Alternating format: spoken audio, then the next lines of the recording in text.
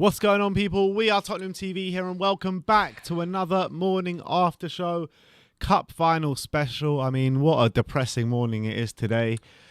Yeah. So many talking points that we can just get through, so many rants to get through. I mean, like, literally, this club is so wrong top to bottom. It's insane. It's insane how wrong everything is at this club. It's unbelievable, really. Even yesterday, when we put our banners away for the cup final, we thought we were going to get behind the team, but after it, I'm just left feeling, the board are more culpable than anyone from what happened yesterday. That was. I don't know if you realise, that was the first thing I did as soon as the final whistle go. I was just shouting, Levy out, Enoch out. That's the only thing I could think of. Like, people say, Mason's a rookie manager, it's not his fault that he lost, and all this kind of stuff. Enoch will right to sack him because get the players back on side for the cup final, all this stuff.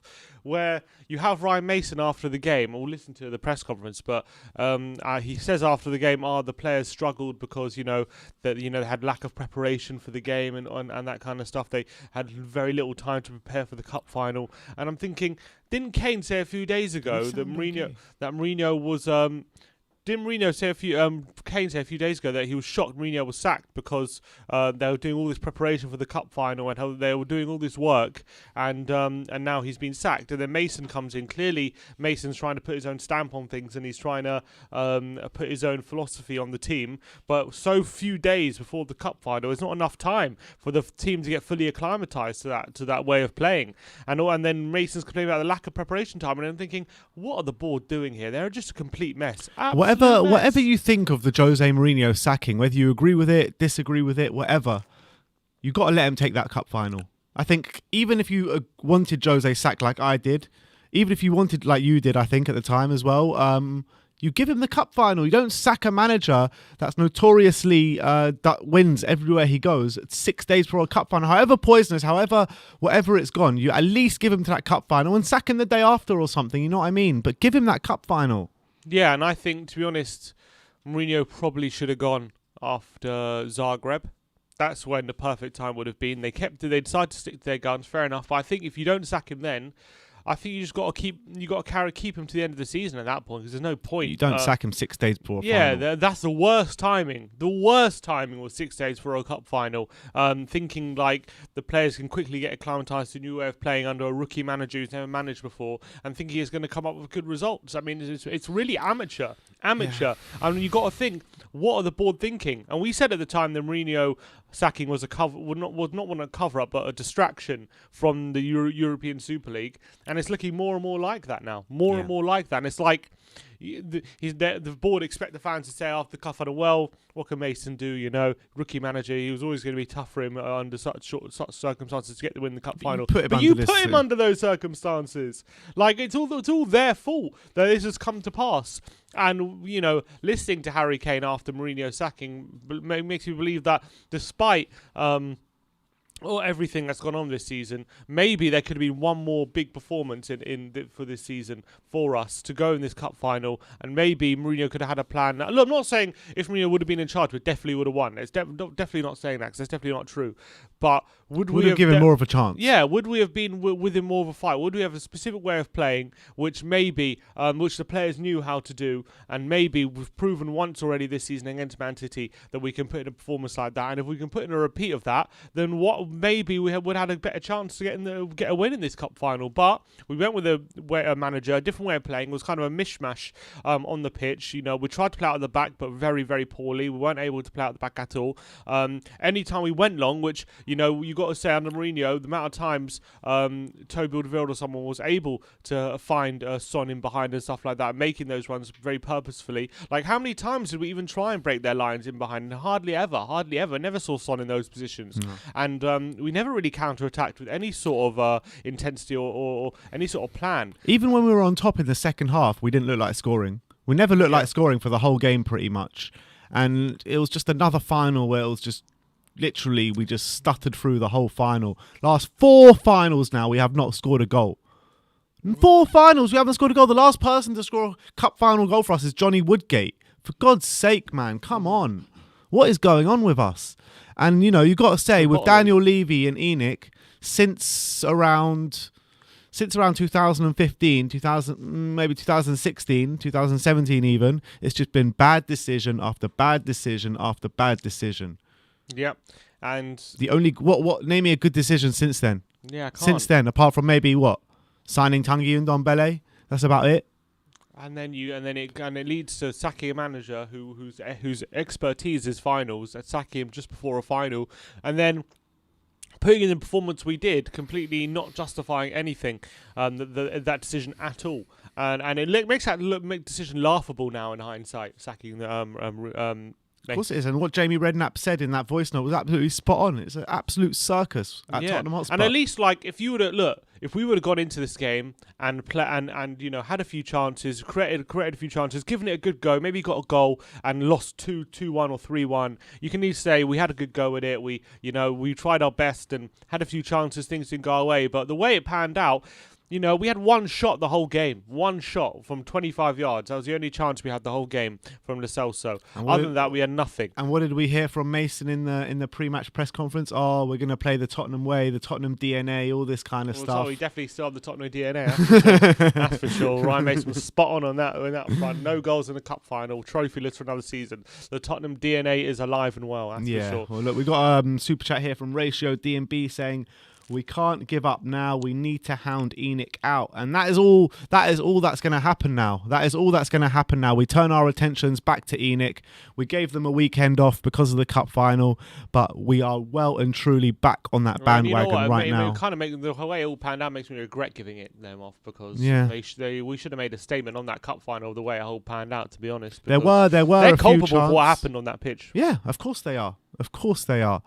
I mean, look, whatever you want to say about Ryan Mason, whatever you want to say about his team selection, about his in-game management and substitutions, what can you say to him? What can you say? Because the guy is not a manager. Job in management. He's not a manager. He's hardly a coach. You know what I mean? Like, being under 18s, manager of under 18s, that's his level. That's his level. Why is he managing Tottenham in a cup final? It's ridiculous. Is that Joel Holder? Welcome to gold. Welcome, Joel. Welcome. Let's Big see up if Joel he Holder. calls in. By the way, we're taking call-ins today. Link is in your community section. Gold and silver members, go and click the link if you want to join us for a conversation. Obviously, we didn't do a post-match fan show yesterday, so we're going to get you guys' opinions on about the game last night and about the state of the club. We're going to go through tweets as well. Yeah, they're flying in. So if you want to tag us in tweets, we'll go and react to some. And apparently there are some flying in, so let's go and have a look at some. What's this say? Oh, this is from Stuart Gallup. Well, Nagelsmann looking ever likely to join Bayern. Here's my latest top 3 Spurs should go for: Ten Hag, Parker and Mason. Mason's in your top 3. The reasoning is that we truly need someone to totally rebuild the whole club, and ideally we need someone who's up for that. We cannot have Mason as our manager. Whoever comes in needs to define the club ethos and where that gets us a season to 5 years, and what trophy should set out as progression targets. We need to be realistic of the work across the board in the whole club. Basically, we are where we were when Pochettino took over. That's pretty much where we are now. Do you think that's where we're at, or we're further behind? Or no, pretty much. I think that's where we're at. I think I mean, we were in a complete mess when Pochettino took us over, and we're in a complete mess now. Aging players who don't want to be here. The only difference, players for not fighting for the badge. I don't think we're further behind than the when only Poch difference took us. the only difference is that everyone, I mean, the majority of the fan base now, 90% of the fan base now, has seen the true colours of Enoch and Daniel Levy. Yeah, the difference is the back in 2014, I think, obviously there was a bit more. It was a bit more split. In terms of the board and the relationship between the board and the players and that kind of stuff, and they had a leg to stand on, but now they don't really have any legs to stand on at this point. The board, so I think that's where the difference is, and it looks irreparable, to be honest. This whole at the moment, it's irreparable, the relationship between the fans and the board. Not only did they sell us out and betray us with the Super League, but they're also making shit decisions as well.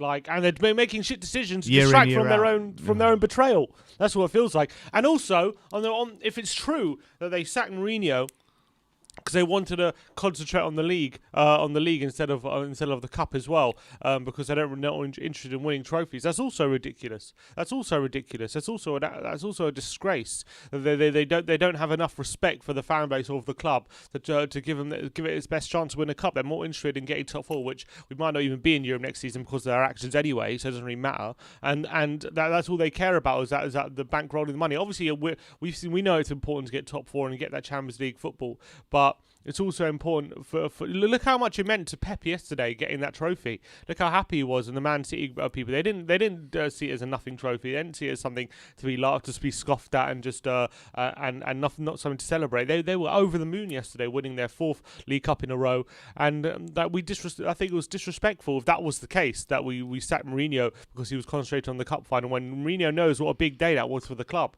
Yeah. I think he respected that, and he's probably sitting at home with his feet up, drinking a cup of coffee with his payout, thinking, I don't have to take responsibility for the loss in the cup final now, and he's just chilling. All right, let's go to a few super chats. Varsity Plus says, "What do you think about getting Jurgen Klopp?" I'm not even gonna respond to that one. Let's approach Pep while you're yeah, exactly. Craig Silver says, "We know the clowns are not selling leaving, so regardless of a new manager, how many quality players do we need, and who are they?" Mate, we need a whole rehaul of the whole squad, man. We need a rehaul of the whole squad. Look at this starting lineup yesterday. In what world does Winks start a cup final instead of Ndombele? In what world? And he didn't even get on the pitch. No matter how poor Ndombele's form is, no matter how poor, he's got that in his locker in a one-off game in a cup final. Especially Man City to open them up, man. Break the line. He's the only one who's going to break the lines. Exactly. Who's going to break the press. Who's going to turn away and create space. He's the only one in our squad who can do that. It makes no sense to not play Ndombele in a cup final. Makes no sense. And I actually think not starting Ndombele is a bit unforgivable in a cup final. I don't want to put it on Mason too much. I would say him not having any time at all is unforgivable. Mate, look, you say he was tired on Wednesday. Okay, I don't know the ins and outs, so maybe he can play a second half or half an hour. But he's got to get on the pitch. He has to get on the pitch. That's for sure. Bring on Sissoko first sub. My God. I mean, we were on top. We were on top when we made that sub. Yeah. And as soon as he comes on, that's it. Game over. It was done. Game over. But how many times? And he lost his man for How many times have we said that this season? Yeah. How many times? Why under Jose? Why under Mason now? Why is Sissoko always our first sub? Win, lose or draw? Don't understand it. Why? It makes no sense. Ben Thornbury says, a lot of fans say it would have been different if Jose was in charge, but I disagree. We would have played the same way and we would have made similar subs and bring Sissoko on and throwing Bale on, hoping for him to change the game. Where do we go from here? Look, I'm not saying it would have definitely worked if Jose was in charge, but at least Jose has already beaten Man City this season through a style of play And he beat him which he last knows season. which he knows works, which he knows can work, especially in a cup final, especially a specialist in cup finals. Host Jose Mourinho, he's won 4 League Cups previously, and he would have made things a lot more difficult for Man City than maybe we did. I'm hoping look at Man City yesterday. Yes, they had a lot of possession, but the amount of chances they created, chance after chance after chance. At least under Jose, yes, we cede possession, but at least the chances we concede are to a minimal. Usually, we don't concede too many good quality chances when we're really on top of our game. And yesterday, we clearly tried a new way of playing. We truly Mason tried to put an imprint on his team. But we didn't have enough time with it. Nowhere near enough time. 6 days, and half that time was training for the Southampton game anyway. So he only had about 3 days to imprint his style. So yeah, for sure we would have had a better chance under Jose. And Kane was saying himself, all this preparation they were saying doing for the cup final under Jose Mourinho, and that makes it even more unforgivable. More unforgivable that we did this. Kane must be looking at the hierarchy. Yeah, well, he's thinking that this is laughable, it's a man. shit show. This is laughable. We're all over the place. The who's making the decisions has no idea what they're doing. Like, do they consult the players when they made this decision? I don't know. Levy usually does, but I don't know. I feel like he probably consulted the players that he knew what answer he was going to get from. You know what I mean? Yeah. He probably asked Delhi. Yeah. To sack him, and Delhi's like, yeah, sack him. Super chat here from Steve Teitelbaum saying our club is worse off than Arsenal. Facts. And you know what? I don't even think you're wrong there. Well, you know what? With the news coming out this morning about the Spotify takeover with Bergkamp, Vieira and Henry. Look, I don't know if this is true because it sounds very fanciful. It sounds like a bit of a dream. But look, if that happens for them, it was from the Telegraph though. I thought it was Daily Mail. Was it not Daily Mail? Telegraph as well. Oh wow! So it looks like maybe it is true, and that means they're going to be under new ownership. They're going to be under people who care about the club as well, and that's where we want. That's what we need to be, and that is if that happens, I'm quite jealous, and it looks like that's and even if things might go wrong, at least you know it's from a place of people who care as opposed to people who are just money men. What Spurs legends would you like to see on the board at Spurs? We'll get Michael Brown on the board. No, but seriously, what legends would you reckon could sit on the board that love Tottenham so much that could help the club? You got who in a good way at the moment, like. I reckon Ledley King can be fast-tracked to the board. Glenn Hoddle. But he's from a different era, so like whether he has money, that kind of money, like I don't know if they have they're putting money in it or anything, but like he's getting on a bit. Whether he's up to that kind of ownership or responsibilities, another different case. Like in terms of the players who are a similar age to Henry and Bergkamp and Vieira, there aren't really There's no one. No, you got Robbie Keane. I don't know if he's Teddy Sheringham, but. Robbie Keane's coaching. He ain't gonna be doing any of that. Yeah, but so was Dennis Bergkamp. He was he's on the technical director at Ajax right now. Maybe someone like Robbie Keane. You got Levy, but he's coaching. Michael Dawson, but I don't know if he would be willing to do that. Paul Robinson. I don't know. Casey Keller, get him. No Americans, please. Isn't Ramon Vega what's he do now? He's like some financial. Yeah, he's got money, doesn't he? Come on, Ramon. Vega. God, how many own goals do you want us to score? Exactly. Ramon Vega.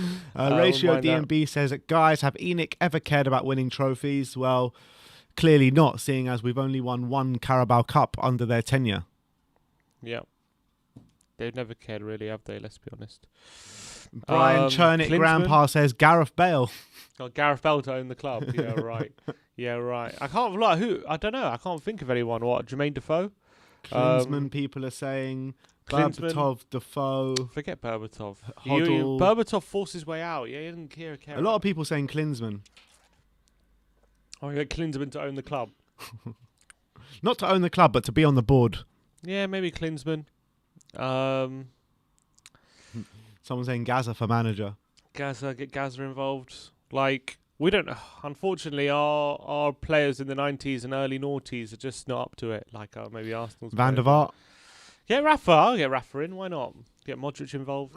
Get the band. Get Harry Redknapp in there. Get Jamie Redknapp. Yeah, right. Someone says AJ Tracy. Adele. Get Adele. Get Danny Rose. What about Adam Richmond? Hmm. Yeah, that'd be nice. Why don't you just vote us on the board? Yeah, honestly. We are Tottenham to take over. Come on. Gio Boyd says, we are Tottenham TV talk sense. If we hadn't had ENIC the past 20 years, we would still be a mid-league team. Judging by the players we had, probably, yeah. But I don't know. It's different to know how different things would have reacted to, if different owners would have reacted to different situations. Donato says, honestly, Dyer and Toby got robbed, played their hearts out the entire game. Say what you want about Dyer, but he bleeds Tottenham. He was staring at where we conceded that goal after the game. Apparently that was Dyer after his interview, just staring at the empty penalty box. Look, to be fair to Dyer, I actually think he had a pretty good game. So I'm not going to rag on him too much. I know he's had his things this season. Yeah, I thought him and Toby were quite good. There was one moment in the first half where it was a classic Dyer where he tries to play out of the back and he gave it straight away when nearly conceded. That was when Foden hit the post in the first half. There was that, and there was also, I mean, Toby Alderweireld, I thought, who had a really good game as well, and there was one mishap in there from him as well. Yeah. But I think all in all, both of them had good games. Them two, Lloris. Apart from them, everyone had poor games. I do think Dyer cares. I do, as much as we don't think he's good enough. I do think he yeah, but cares there's a difference Tottenham. between caring and being good enough. You know what I mean? You need to marry the both together.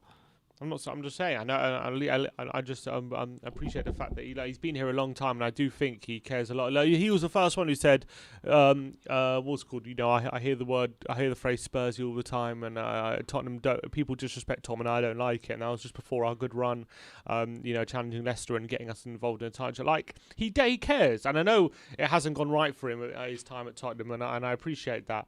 But I do appreciate the fact that every time he goes on the pitch, I do believe he gives 100%. I think Eric Dyer's mentality is spot on, but I just think his quality is just nowhere near good enough. Yeah, unfortunately, I just don't think he has the minerals to be. And that's why I said at the beginning of the season I see leadership qualities in there, but I don't think I'd ever put him as captain just because he's not good enough. Is that Expressions? I know it can't be because I think Expressions is verified on YouTube, so I don't know if that's a real Expressions. But if it is, big up to you, Expressions. But I'm not sure if it actually is you because I'm pretty sure he's verified. I can't see him. He's there in the comments. It says, big up my boys Ben and Sim. I don't know if it's actually him though. Anyway, Cody Mack says, total rebuild is on. The club is dead on its feet like a boxer waiting to be pushed over. Arsenal are 2 steps ahead of us. I would sell Kane and Son now before their value declines. Sad today, even more sadness ahead, unfortunately. Look, performances yesterday. Let's just go through some of the... Because we've said who's played well now. The 2 centre-backs I thought had good games. Lloris had a good game. But Mora was probably our best attacking outlet, wasn't he? Yeah, he was the only one who can't. But Laporte should have been sent off, let's be honest now. He should have been sent off, for sure. And, you could say... people say, like... if he doesn't get booked, if he got booked for that first challenge, he doesn't make that second challenge. But that's also important. Yeah, he doesn't make that second challenge, and then we're away, and then we're in on goal. Yeah, because we had all that space to play into in the opposition half. Yeah, and actually Lucas was away from Laporte, and he had a lot of space to run into. So we could have really had an opportunity there if Laporte doesn't make that second foul. So. I think definitely should have been sent off, or we should have had a good goal scoring opportunity. Unfortunately, he didn't get booked for the first challenge, and that was most frustrating. And I thought it was annoying as well because in the second half, I thought Lucas was growing in influence in the game, and he started to really drive past players and start creating opportunities. He was part of the opportunity where Kane passed it to Højbjerg, and obviously Højbjerg screwed it up, and he was a few counters we were looking promising, and then as soon as he started to grow influence, he took him off. He brought on Bale, and I can understand why he brought on Bale, and I can understand, he's thinking, I've got Bale, I'm not going to take off Kane or Son, so it's got to be Lucas, but I think that was a mistake at the end of the day. I think Lucas is actually our brightest attacker. He was the only one trying to make something happen, and as soon as Bale came on, we lost any sort of threat, we didn't have anything. Yeah. We didn't create any sort of situations after that. It's true.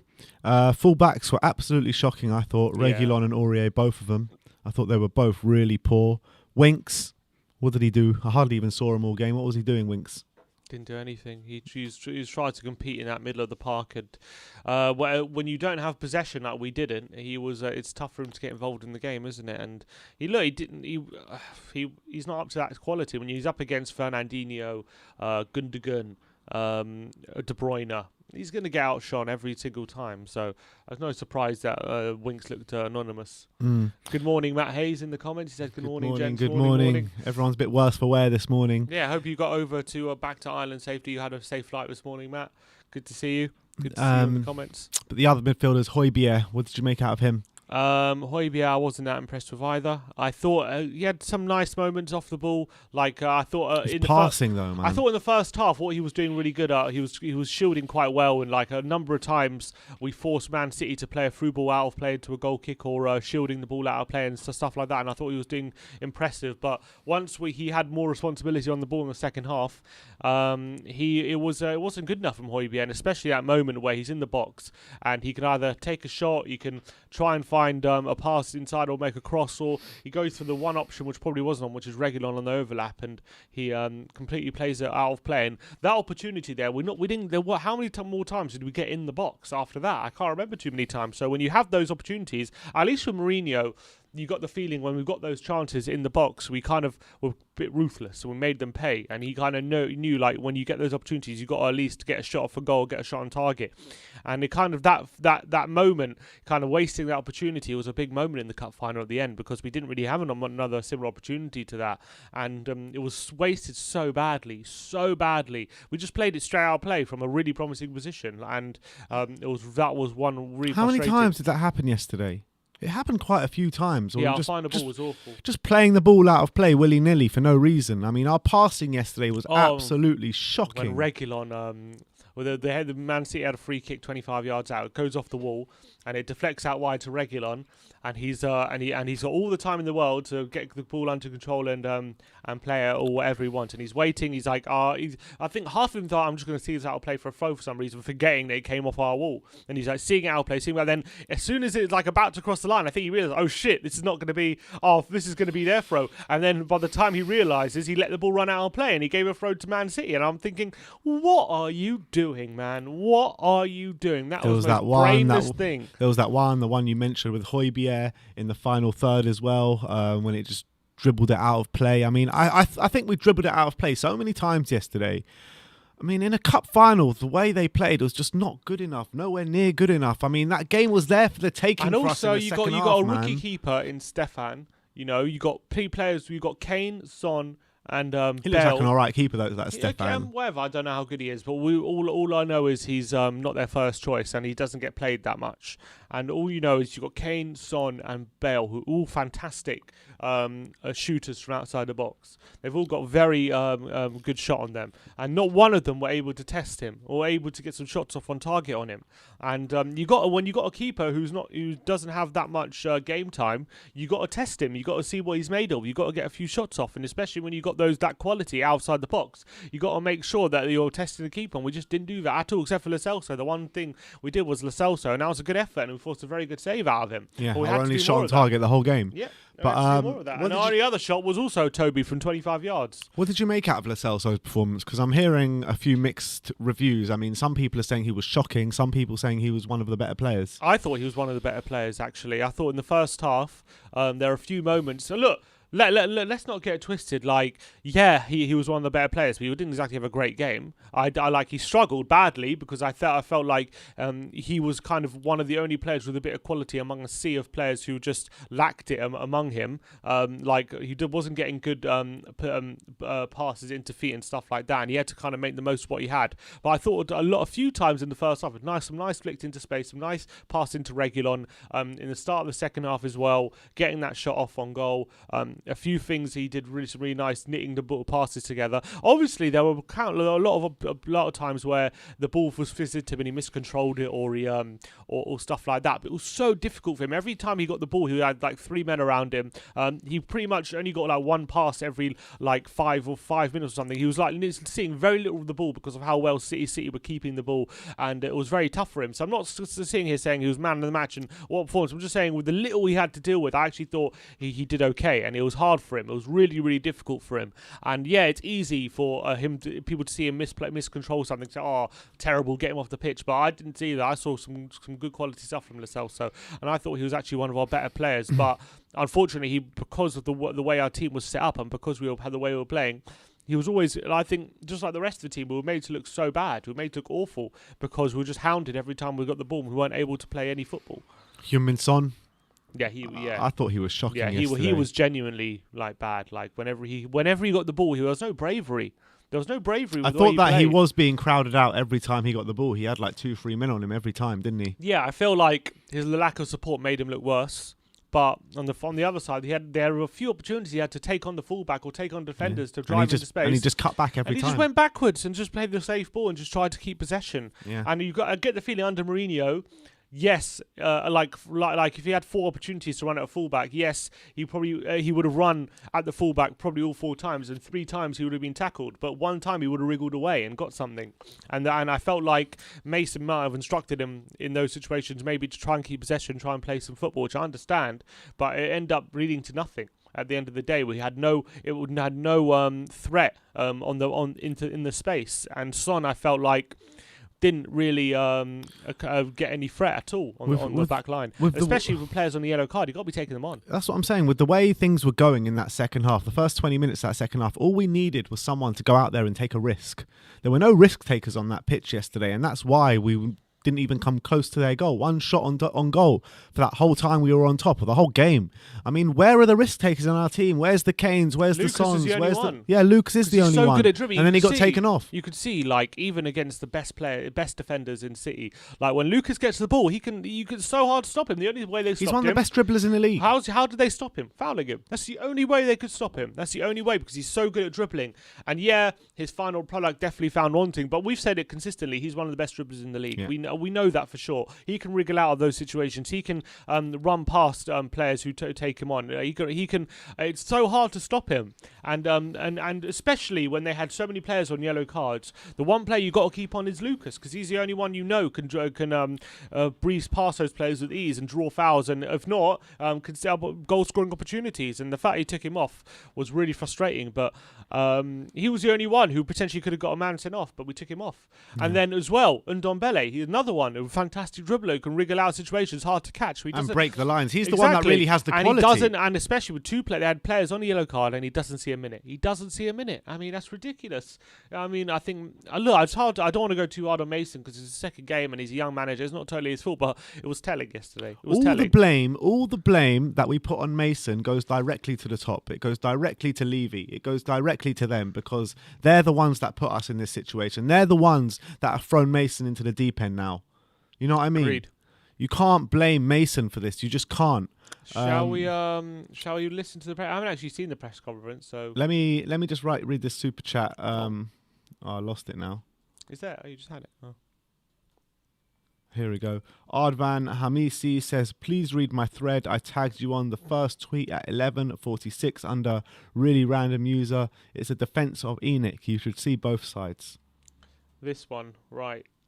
It's a long thread. Look, mate. All right. Well, let's watch the press conference and we'll get to it.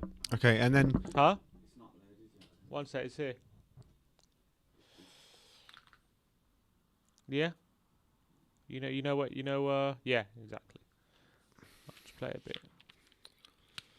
So we're gonna run through the press conference now. We're gonna respond to that tweet, and then we're gonna start getting people on. All right. We'll just. Okay. I can't hear it. One sec. So it's paused. One sec. Oh. Wait, can you hear it now? Yeah? No. No, you can't hear it. One sec.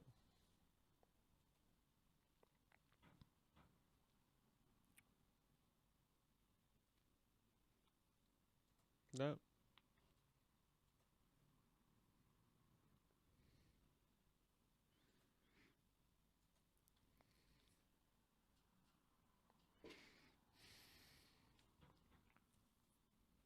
Can you hear it?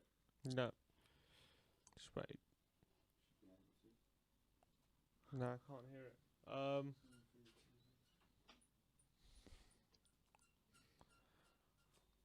Can you hear it in the comments? Let me know if you can hear it in the comments, just so we know what's going on. We can't hear it right now, but it's playing. Just wondering if you can hear it, because we want to hear it.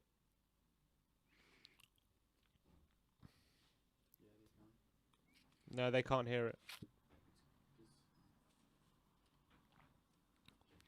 All right, should we? All All right, let's just respond to that tweet for now. All right, we'll get the press conference back up in a sec. Let's just respond to that thread while we're here. All right. It says so. Here's really random. He says it's not Daniel Levy nor Enoch's fault. That's not saying they're not the problem, but it's not their fault if they want to run the club entirely self-sustainably. It's not a charity; it's a business. The problem is that you're competing with the likes of City, Chelsea, who are in effect football charities and local morale raisers. Arsenal, despite their continued decline, are a bigger name, so will always generate more than us and operate a higher wage higher wage economy. By the way, we earn more than Arsenal, so that's not true. But United are mega rich, and Liverpool are a mix between Arsenal and us, except they got lucky, spent well, depends on how you want to look at it, by buying Mane and Salah for 70 million combined, allowing them to sell Coutinho, not weaken their team, generating 150 million on their doorstep. A low wage economy and a probable eventual return to the Champions League should see us be able to compete again. And if this new stadium makes enough directly competing in the markets, may become a possibility. But until then, we have to keep going.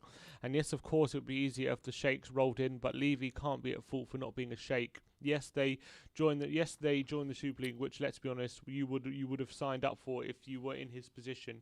You wouldn't want to be left behind. Yes, they have an obsession with the B-rate version of Chelsea, big name and a pedigree policy when it comes to managers. Yes, we cheap out on players, but I look at Tottenham's mess and it doesn't scream to me it's Enoch's fault. Well, whose fault is it? Exactly. Whose fault could it be? Who else's fault could it be? It makes no sense to say what he said. No sense. Like, yeah, I get it. It's not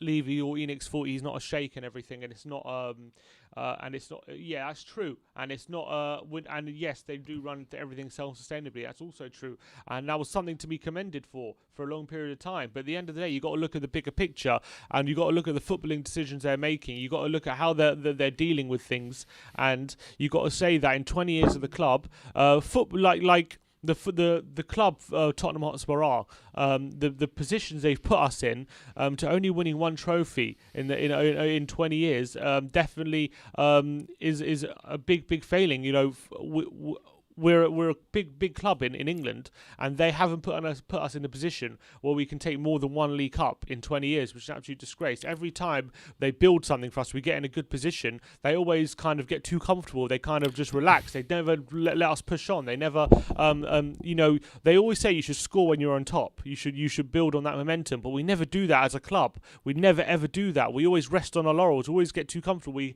have a good team, and then we don't quite make it. It's not quite good enough. We're thinking, oh, it's fine, we'll just go with the same team next time, expecting us to improve and not actually push on. That's also a massive failing on Levy and stuff. Having the highest season ticket prices in the whole Premier League, when it is also something that they have to take responsibility for. Yes, we have a brand new state-of-the-art stadium, but we definitely are not the best team, anywhere near the best team in the league. We should not be paying the highest season ticket prices in the league. No ifs, no buts. That's for sure. That is for sure. We're not paying good enough for the product either. They definitely cheap out on players when an extra 5 million could have got the players over the line. There's hardly ever any compromise with Daniel Levy to kind of get an olive branch between two owners when you're trying to make a deal. His way or the highway, no middle ground, and it pisses off a lot of club owners. It pisses off a lot of people, and you end up not getting the player. You leave it to the last minute. You're scrambling around for a cheap deal in the last minute, and invariably all blows up in your face all the time.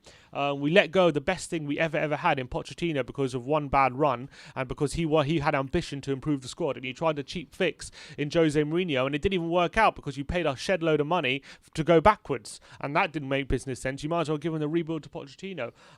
He sacked the manager 6 days before a cup final with a manager who wins finals, and you gave it the job to a rookie manager who invariably made mistakes in the final and lost the game. I mean, ENIC are absolutely to blame for where we are at the moment. For sure, they're to blame. And to top it all off, I haven't even mentioned the Super League. I haven't even mentioned the Super League, which tells you well and truly where their priorities are at the moment. Yeah, and it's also like, I still feel they're running the club as where we were like 20 years ago, 15 years ago. Yes, we broke our wage structure at some point, and we have been spending a bit more on players at some point, but that's because the revenue of the Sky money have been going up and up and up, and other teams have been able to spend similar amounts. But I feel like this club is still being run like we're a mid-table side kind of thing. That's what I feel like. It's a complete shambles from top to bottom. It really is. And the way they've let this squad completely rot to the core since 2015 is unforgivable, man. It really is. And this is not even putting into account all the stuff that you just said. This is just this one thing, to let this team rot to the core, to get rid of the best manager we've ever had in the Premier League era. All that kind of stuff is unforgivable. And this is forgetting all the Super League stuff and forgetting all the stuff even before that. So for me, ENIC are the only ones to blame. The only ones to blame. Of course, they may, and I think as well it's important to note that you could say, you can't blame Levy or ENIC that badly for these types of situations because it's not their fault. They're trying to run sustainably, blah. But when Levy has so much control of the footballing side, when he has so much, he was in conversation with Jose of who to start and lineups. If that's rumoured, but if that's true, then obviously, after seeing their relationship in the documentary, I wouldn't put it past them. I really wouldn't put it past them if that was the case. Exactly. So, you could see in the documentary how much control, control he kind of has, and I think that you can definitely see that, and it's no surprise as well. So I think Levy has way too much control. He should not be on the transfer committee. Daniel Levy should be nowhere near the transfer committee. He shouldn't be controlling any sort of footballing. He should be telling the manager, this is your budget, and the manager works with whoever he wants to work with to bring the players in. That's the way it should be. Exactly, and he should be nowhere near deciding who we should sign or anything like that. Clearly, his decision making and sacking managers and stuff, sacking Mourinho. He just doesn't get it. He doesn't get it. And that statement from the Tottenham Hotspur, we haven't even spoken about that on this channel yet. Yeah, by the way, let's just also note 5 of the 6 English clubs have apologised for the Super League. Who's the one who hasn't? Which one hasn't? Hello. Here we are. The only one who haven't apologised is us. Yeah. We're a joke, man. Do you read that Paul Rigby one? No. Paul Rigby says ENIC should shoulder a lot of the blame. So if ENIC out all of the blame, yeah, because they make all the footballing decisions and it's their fault. There's no manager I can confidently say who's been manager of Tottenham Hotspur who've been given all the tools they required to do the job needed at this club every single time. Any manager's ever done really well, they've always overachieved every single time. No one's ever been given the times like, okay, we're going to give you this set of players and you're now going to be favourites for every manager walks away from this club saying the exact same thing. Yeah. Every single one. And apparently from Bill Boas, Martin Yeo, Harry Redknapp, Pochettino, you know what I mean? Jose, everyone has the same issues every single time. You could tell a story. Every single manager, you can tell a story about their time in charge, about what Levy and ENIC have done in terms of ownership and how they've held them back. I can easily, off the top of my head, think of countless stories for each and every manager how they've been held back by the board. And each and every time, it wouldn't even be that much investment we're talking about. And each and every time, they've always gone for the cheap option. Each and every time, it's blown up in their faces. And that's the that's the look. It's the end of the road for these guys, man. I've always given ENIC probably more of the benefit of the doubt in the past, for sure. I've always said, we're doing it the right way, working sustainably and all this kind of stuff.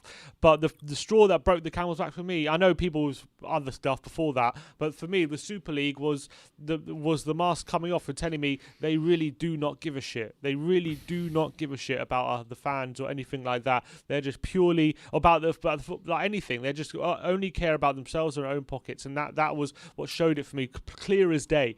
And you can say, they don't want to be left behind and all that stuff. I understand that argument, but other clubs like with integrity turned down the Super League. In bigger clubs than us, Bayern Munich, PSG.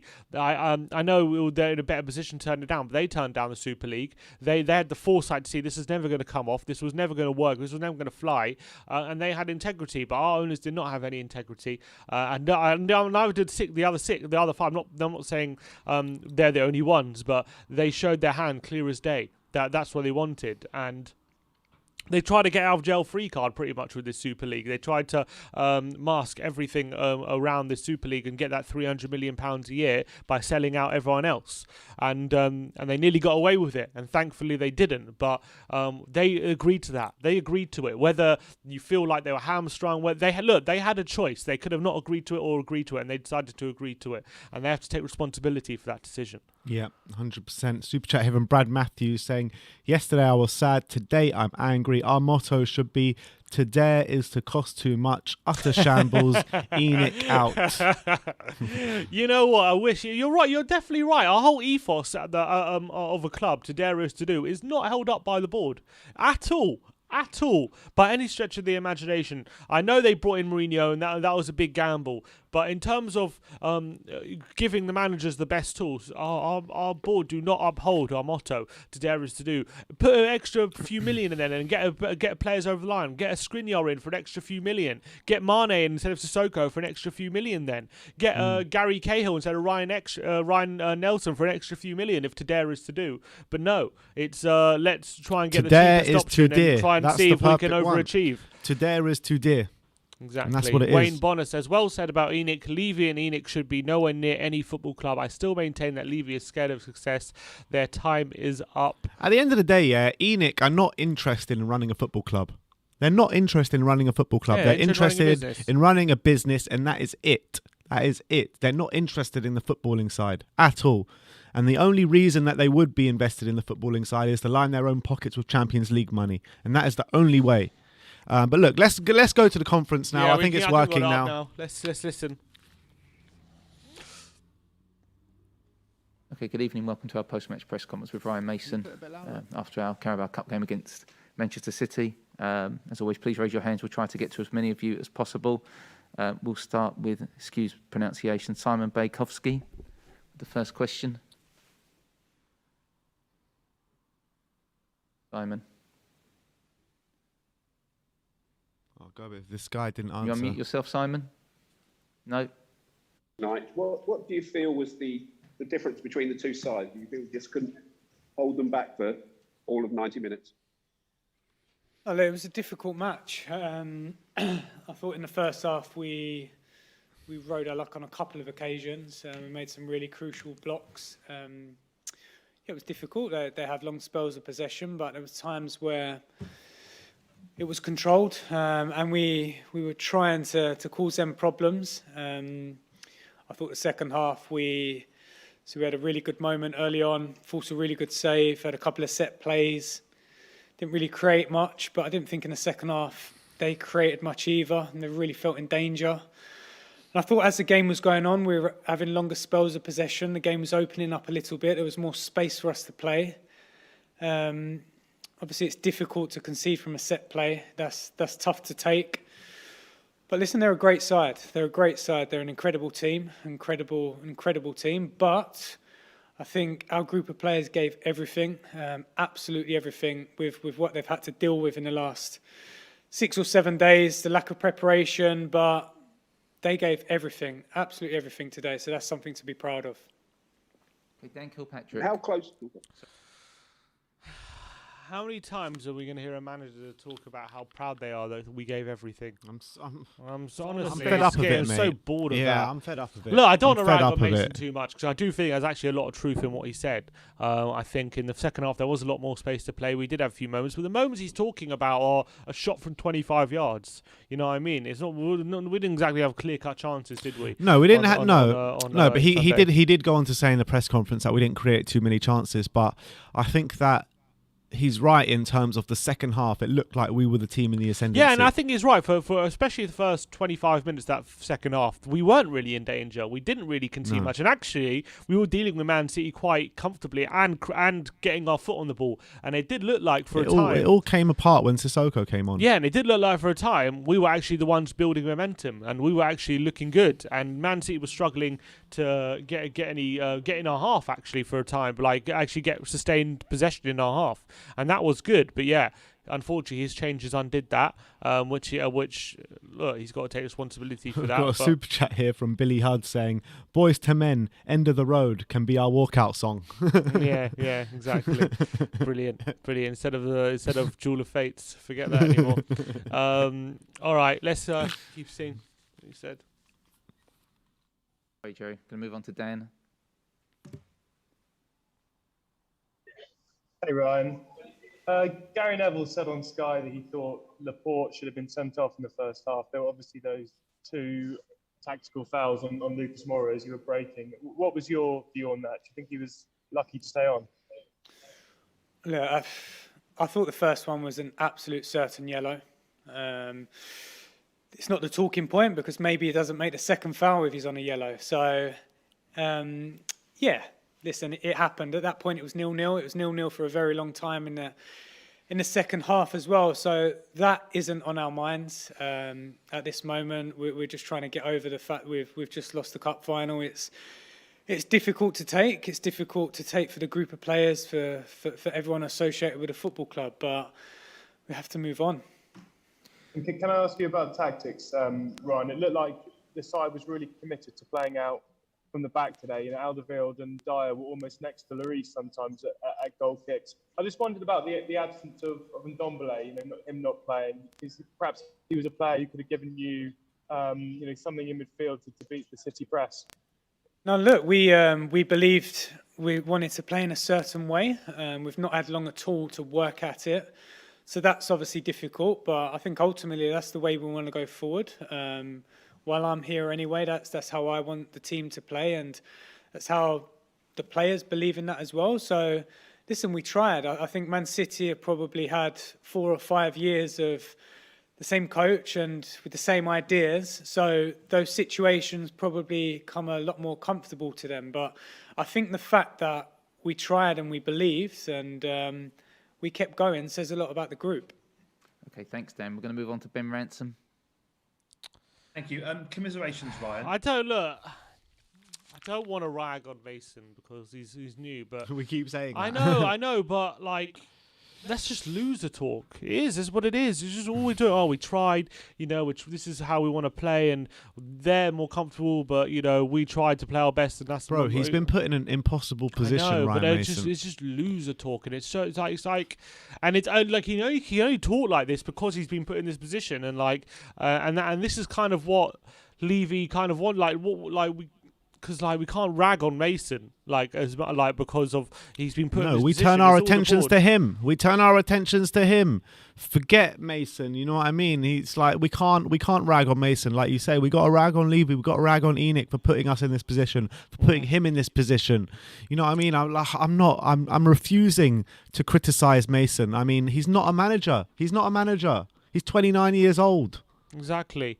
And yeah, it's just frustrating here. But listening to him talk and say these things, I know he's right, but it's all down to Enoch why it's the case. Yeah. It should not be the case. No. So it's just frustrating from that point of view.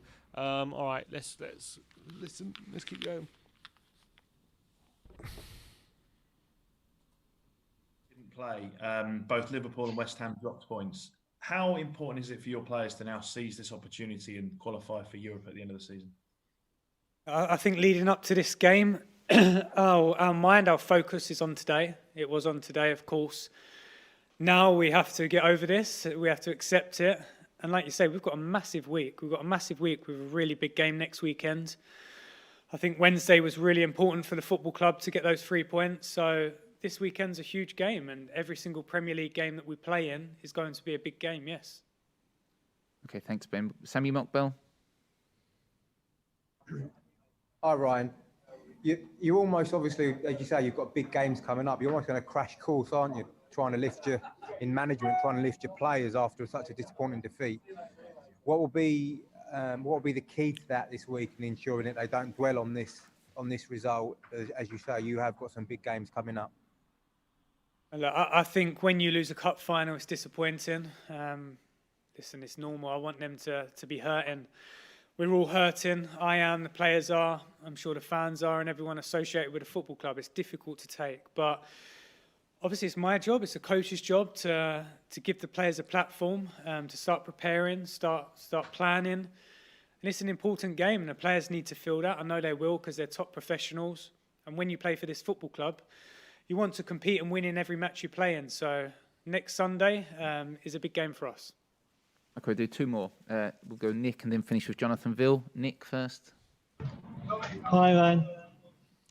Nick. About a week ago, you probably didn't think that you were going to be in this chair today, and obviously a lot's happened since. How much has this given you the taste personally for more moments like this and more occasions like this as a manager?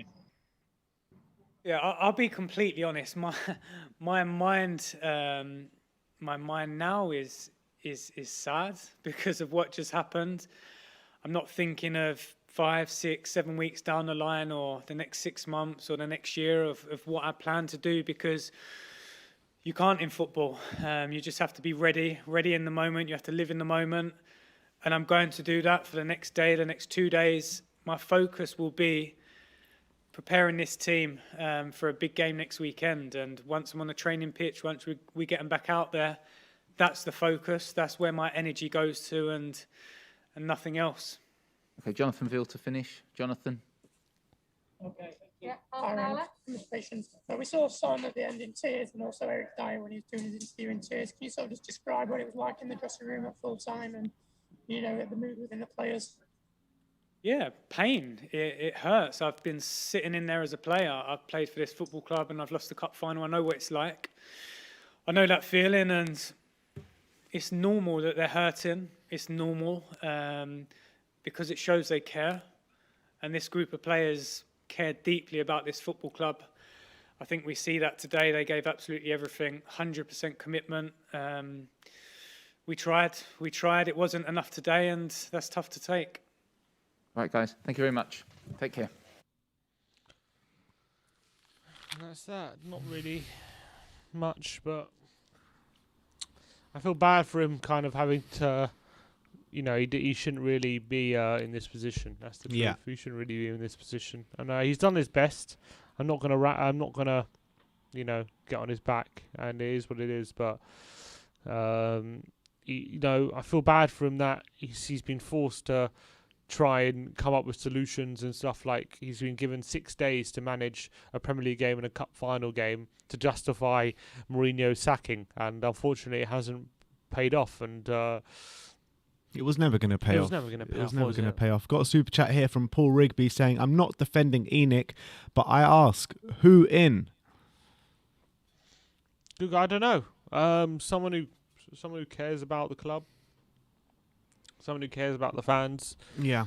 Someone who will make Jeff Bezos, get him decisions, in. who won't get him too as involved in the footballing side of things, and just keep it to running the club and hire good people to run the footballing decisions in this club. Like ENIC at the moment are just all over the place. They like the decisions they're making are diabolical. They're making diabolical decisions, in my opinion. Got lots of tweets here. Let's start getting some people on, then we'll do some tweets in between. All right, go on. Let's start off with Eden Cooper. Eden. Yeah. Hey, Eden. How you guys doing? How you doing, man? Yeah, I mean, disappointed obviously, but we have to move on. That's how football is. But I think the worst thing is we're not like sad because we didn't win. We're just angry, and I think that's the worst thing, because it's not like after the game we said, oh, we could have won it, because we were never that first half was just telling, and yeah, in the second half we grew a bit, but I think it was more Man City a bit.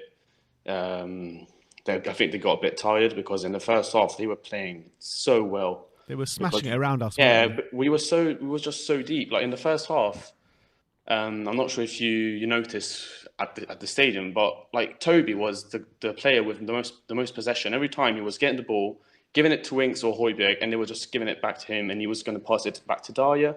Then we were going to go long. Like we didn't have, like under Jose, yes, we would sit back, but at least we would have some chances. I'm not going to talk about Jose. I mean, Mason was the manager, so that's what we had. But it just proves that this board, they have no idea what they're doing. Like, why do you sack a manager who brought you to a cup final? I think that with Spurs, he has never lost in 90 minutes a cup game, because last year in the FA Cup, we got knocked out at penalties. This year in the FA Cup, we got knocked in the extra time, and he got us to a CARABAO Cup final. So it shows that in 90 minutes, he's a tough manager to beat. And he's won. He only lost two or three of his finals in England. So, I mean, okay, maybe he lost the dressing room. He wasn't going very well with Levy, but you put that aside. He got you to a final. You give him that chance, and then you sack him. If you win or lose, you just get rid of him. Should have got rid of him this morning if we win or lose. But just once Jose got sacked, I knew this. The first thing that came to my mind wasn't top four, wasn't anything else in this final. Yes, obviously before the game we're all getting up, we were a bit excited for it. That's normal for fans. But in the back of our minds, we all knew we didn't stand a chance. But in the game, we weren't actually that bad, because at the end of the day, we just lost 1-0 on a set piece. Yeah. And I think defensively we were decent. I think Toby and Dyer and Hugo were the best. The rest was just shocking. I mean, Sonny, I'm not angry with him because we love him, but just so disappointing. It was a similar game to the one in Madrid. He got the ball many times, but he just didn't do anything with it. And I've noticed in the last few games that when he gets the ball, he just doesn't commit players. He used to do that all the time, getting the ball on the left side and either cutting in or going down the line for a cross. You can win a penalty, you can win a free kick, a corner. He's just not doing that. And I think his confidence is just all the way, it's just gone. And yeah, obviously seeing him in tears is heartbreaking, but if you don't perform, you're going to lose games. Do you reckon he's a player who, was so fully behind the Tottenham project, and he was so invested in in the club, and he loved being in London, he loved playing for Tottenham and stuff like that. But, hearing the rumours of Kane wanting to leave and stuff, do you reckon he's becoming a bit disillusioned with what's happening at Tottenham?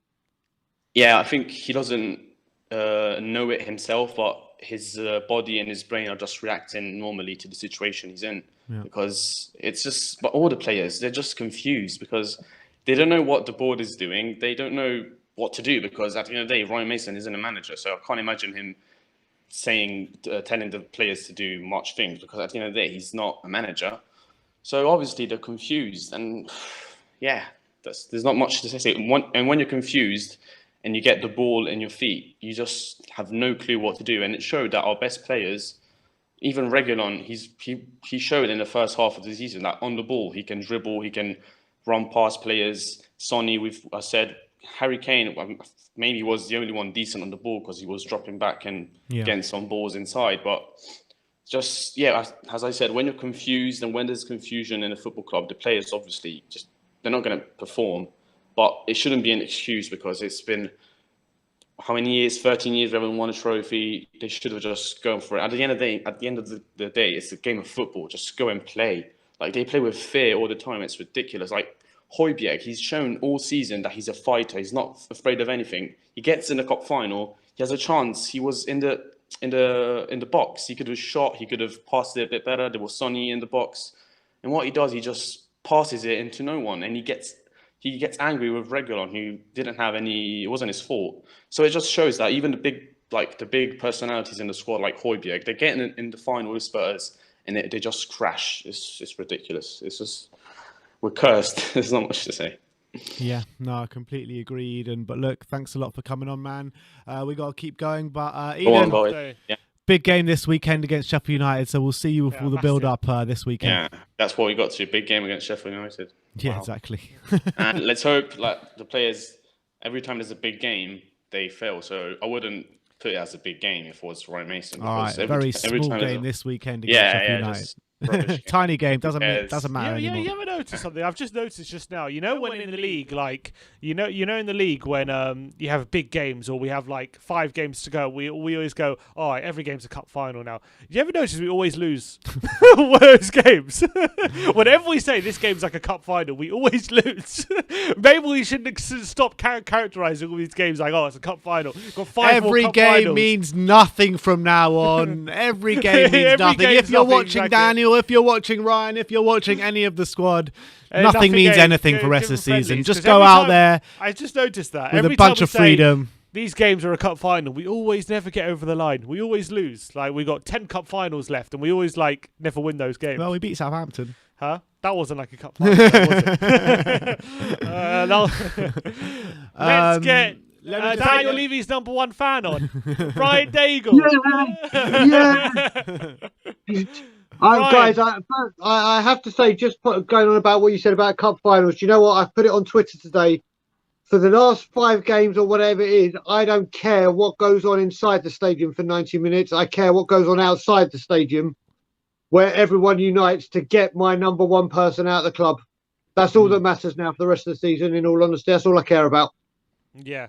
And I agree. I think at this moment in time, I think, you know, for yesterday, Brian, like, we were saying before the game, should we protest, should we not protest? And we thought it's a cup final. We haven't been in a domestic cup final for a while. We wanted to give as much positivity to the team because we know it's not Ryan Mason's fault or the team's fault that what the board have done and the situation we're in. And we wanted to give them all the main positivity that we can. But you know what? I left that cup final feeling that was all down to the board. Sacking the manager 6 days before the final, giving them no plan, hearing Ryan Mason talk about how tough it was for the team under the circumstances because they lacked preparation, where we heard Kane a couple of days ago talking about how it was a shock seeing Mourinho getting sacked because he'd done so much preparation for the final. And then I could leave the stadium thinking, the board have stuffed us again, and in a game where we didn't protest because we wanted to give positivity for the team. And I left the stadium thinking we should have bloody protest because look what they've done. That was all their fault. Simeon, you're right. I mean, I said for 90 minutes we need to get behind the team, but before and after, I mean, I don't know if Will Stewart's in the background or anything, but he said something yesterday on when we were doing the watch along for Matty Hayes, and he's like, do you know what? He doesn't even think those subs were made by Mason. He thinks they were made by Levy. And I wouldn't be surprised. He got all the players that he said, I want these players playing. None of those substitutions made sense whatsoever. I think, you know that saying when they say no person is bigger than the football club? I think Harry Kane has become bigger than Tottenham. And I say that, I'm not having to swipe at him or anything, but listen, this is 2 finals where he's not been fit. It doesn't matter what happens, he plays. He played, he was non-existent. Yes, the midfield weren't great, but another player could have come in and done a job. We don't have Vinicius on the bench. Nothing makes sense. And to talk about the board, I checked my Facebook memories yesterday, and this came into my memory 5 years ago today. And I'm going to read this. This was from, I think, the season just before the last season. We were 22 points above Chelsea, 14 above Liverpool, 10 against Manchester United, 5 points above City and Arsenal. Most goals scored, least conceded. Young PFA Player of the Year in Dele Alli. Runner-up Player of the Year in Harry Kane. 4 teams in Player of the Year. Youngest average squad. Best and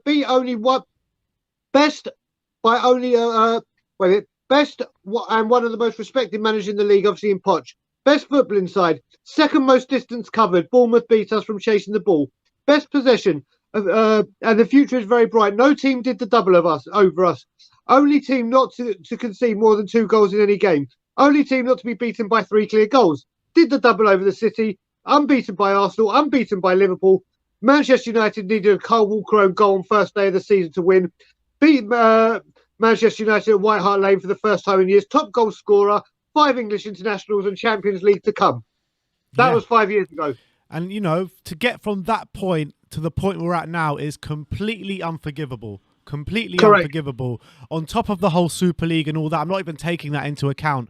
Just to be from where we were when you wrote that message to where we are now is completely unforgivable. And we need to kick on with these protests. We need to get these parasites out our club, like you keep saying. We need to. I mean, like I said, I mean, you look at what Arsenal did. Well done, Arsenal. They were out there in thousands. Ben, what you did on such short notice, and We Are Tottenham. It was a Wednesday at 6 o'clock, and there was no time from Monday to sort this. Now there's time. Arsenal had a week. Manchester United had a week. Yeah. You made a huge start. Now it's got to be backed up. Believe me, if I could fly to England for a weekend right now, I would fly home just to have this protest. Don't worry, Brian. I can write you a letter saying you're going to work for us. Oh, exactly. Please, mate, get that to wherever it needs to go, mate. I'll start swimming. I'll paddle. I'll get a kayak. I'll do whatever the fuck I need to do to get over to you. But the guy, it needs to start. And I think there'll be a huge turnout for Sheffield United, and I really hope there is. Yeah, me too. Yeah, and you know, when's the next time we're going to be in a cup final, Brian? When do you reckon? It was a tough one yesterday to take, and you know, losing it so poorly as well, barely creating a chance. You just leave a thing so empty. You know, I know it was a cup final, but it was the only chance of any positivity at all pretty much this season evaporating in front of our very eyes, ruined again by a mismanagement from the board. Do you even care, like, if we get top 4 from now to the end of the season? Because we might get chucked out of Europe with UEFA. Listen, if we get top 4, Daniel Levy's going to have the biggest smirk on his head, not invest, and we've got nowhere apart from into the Champions League. Listen, the only way we're going to cut them off is to cut the money off. And I've been saying as well, I'd love it. I don't know how feasible it is. I'd love it that people, when they go to games or whatever, don't wear anything, any replica kits bought during the Levy era. Just start wearing the Umbros, the Adidases, whatever we wore before that. Just stop wearing or buying his merchandise. Just cut him off. It's beyond a joke now. Completely agree. But Brian, absolute pleasure as always, mate.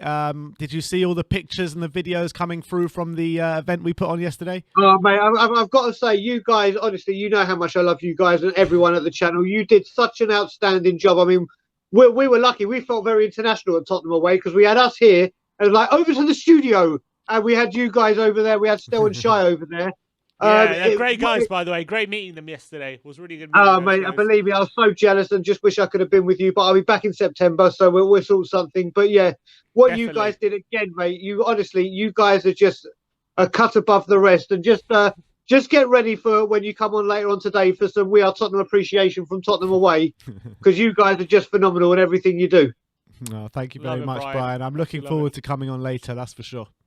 Fantastic, guys. Listen, have a great show. I'll be watching. And oh yeah, one thing I want to say in the end, you were going on, and Simeon, you did make me laugh when you said we'll have Michael Brown as on the board. That was hysterical. But I tweeted. You didn't get to my tweet. The person we should have is Gary Mabbott. Gary Mabbott. Yeah. Yeah, that's a good shout. If there's anyone that bleeds Tottenham and does the outstanding work and knows what it means to be Tottenham, it's that man. What about people like Steve Perryman, Graham Roberts, anyone like that? Oh, as much of the old school as we can. At least Graham Roberts. One thing you'll say about Graham Roberts is he will go up to Daniel Levy and tell him how it is.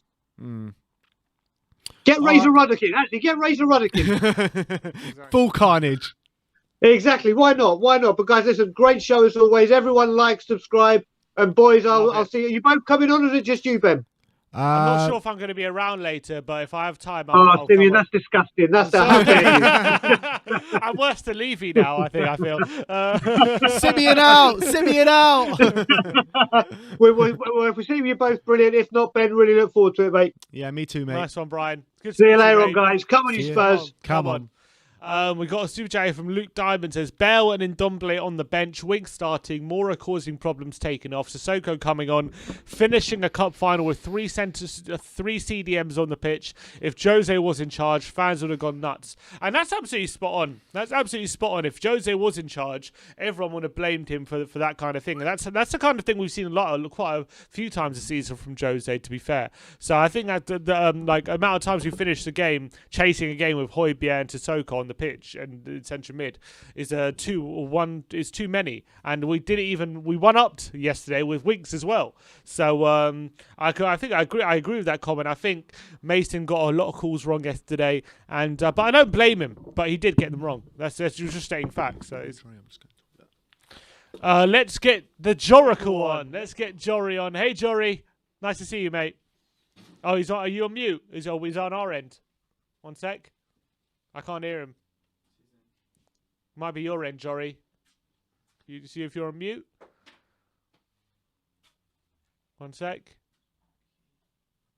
No, I can't hear you, mate. I can't hear you.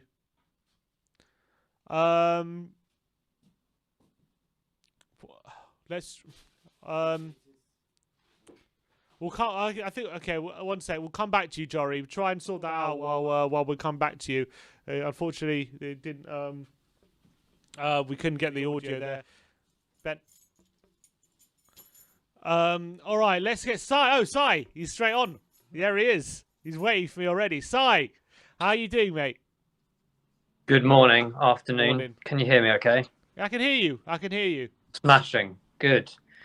Well, that was a bit depressing yesterday, wasn't it? It was. It all started. Yeah, look, yesterday started with hope. It started with, all right, we've got Mason in charge. Maybe he can get us playing attacking football. We played decent in the second half against Southampton. If we can try and play a bit aggressive and get in the faces of Man City, then maybe we can get some joy in this game. But let's be honest, we were always going to lose that game. It was always going to be difficult against a Man City side, one of the best in Europe. We know that. But the fact that, we were tasked, Mason was tasked with at least trying to get on the front foot and get in the faces of Man City, we didn't really seem to do that. We seemed to kind of not create any sort of... We look so insipid going forward and everything. And not to blame Mason, but, does it kind of look ridiculous now, the decision to sack Mourinho 6 days before the final, do you think? No, everyone has mixed sort of opinions on Jose. I always try to back him and the team as much as possible. As you know, I think I mentioned this the other week of utilising the Jose thing as a distraction from the Super League, statements and whatnot. The fact that it was done, a few days before a final is such a surprise to me. And I think Eden earlier obviously touched on that, and rightly so. Sort of suggesting, after the final, if we lost, you have a bit of an indication to, get rid of him. And even then, even if we lost the League Cup, do you just give him to the end of the season? I'm trying to sort of anticipate, what results would be different, whether Jose or Mason were in charge for these next 5 or so games. But I know there's a bit of stipulation in regards to, table positions and things like this as to how much they need to pay him off with. So there's more questions than answers, and this is very much Tottenham for many, many years. More questions than answers. Yesterday, I think, was, of course, we all knew it was going to be difficult. I was always believing that we would win. You know what I'm like, trying to be as positive as possible. But I think we've had this knack all season, and maybe last year as well, where I've said it many times, there's no confidence in the defence. And it's almost like where we used to go on the front foot and put pressure on other teams, we invite them so many times. And you can't do that with City. I was surprised we went 4 or 5-0 down at half-time. Yeah, we were lucky not to be. But the positive thing was we dealt with everything relatively well. There was a couple of odd mistakes here and there as usual. But overall, I was kind of thinking in the second half, if we start going on that front foot, kind of like what we did with Southampton last week and many games this season, thought we might be able to nick something. But the fact is we conceded a goal. Sissoko has conceded us so many goals this year and many seasons from set pieces, not jumping. He's supposedly one of the most powerful people in our team. And, massively, again, let us down. He's come on for the last 20 minutes and was running around as if he's been playing for about 6 hours straight. This relates to the fundamental issue of players not being replaced in critical positions over the last few seasons, and we paid for it. Now, let's not be around the bush here. If we won yesterday, we may be hailing Mason in a different way. We may be, perhaps removing a few things out of our mind, thinking, okay, maybe this is a switch change, but it hasn't happened with that. It's just a continuous movement of everything that we've known, everything that we already know. There's 7-8 players I could name off the top of my head that shouldn't have been there anymore. They shouldn't have been there for a number of seasons. I question their ability as a Premier League player in general anyway. I just think we always said this summer needs an overhaul. We are not going to get it with that lot in charge of our club. It's just not going to happen. And I don't know what the answer is. I do believe that Levy has a big say in who's picked and who plays, who doesn't play, who gets moved on, who doesn't get moved on. We know it needs to change, and I'm fully up for this weekend, meeting up at the stadium or whatever for a big process. It has to keep going, I just think we've been let down over and over again, guys, and I don't know, when do you draw the line? Yeah, and listen to the latest thing that's coming out. Listen to the latest thing that's coming out now from Ali Gold.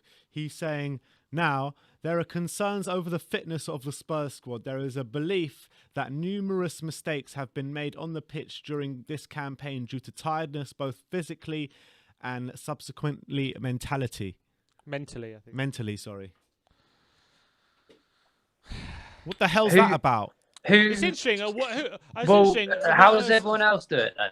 Is there a manager by any chance we could have gotten who gets players at their peak fitness? Do you remember a manager who maybe could have been in charge for this? Someone may be managing in France.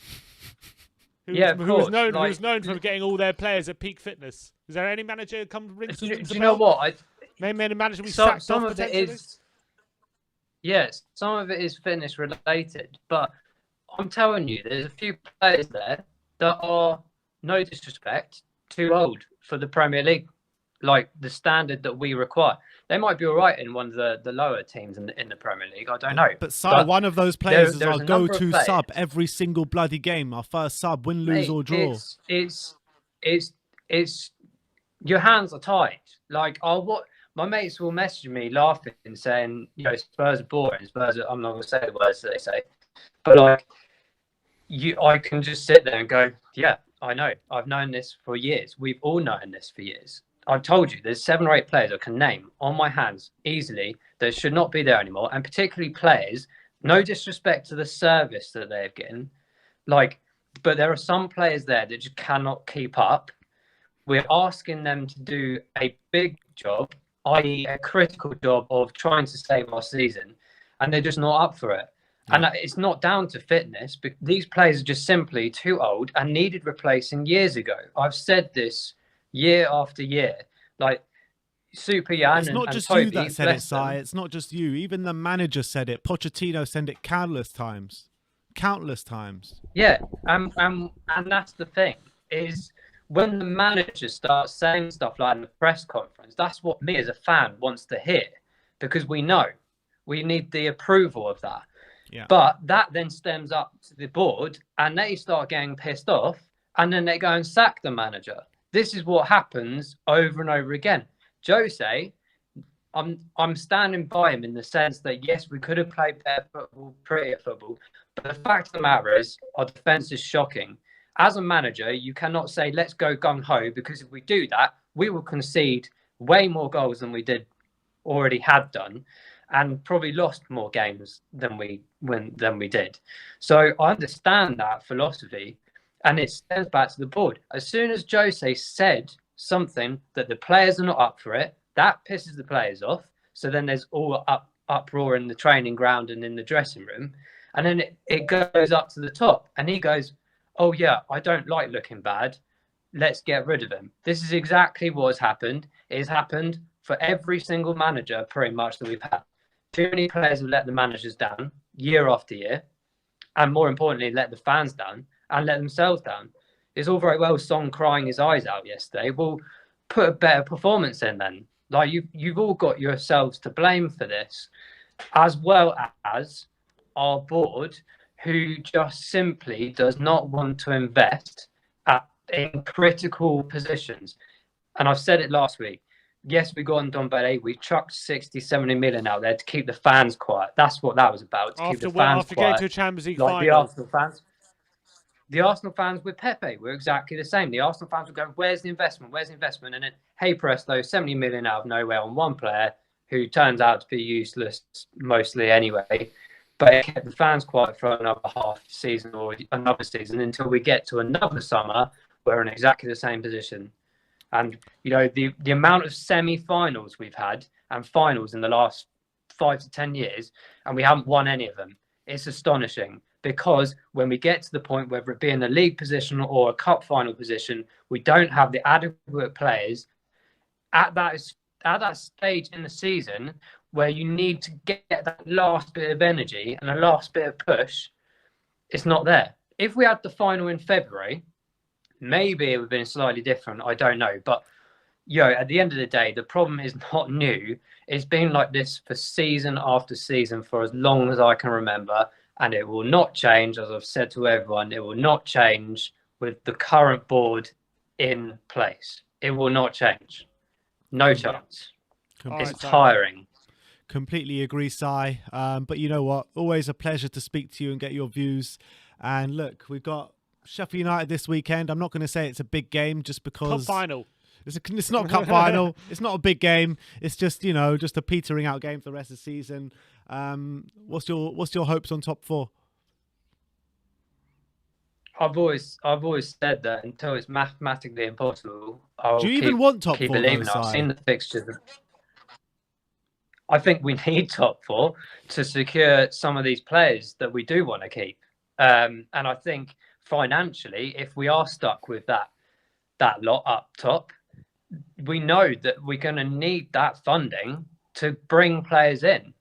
If we think it's bad enough without Champions League to bring the players in that we need, imagine, if we get the top four, it makes it a hell of a lot easier. Of course, I want to watch Champions League football in this team, and me as a fan, I would never. I totally get where you guys are coming from, but as a Spurs fan, top four, not necessarily top four, but Champions League football is extremely important to me because I enjoy watching that. I enjoy that level. Yes, it probably could be embarrassing next year if we don't get the investment that we need.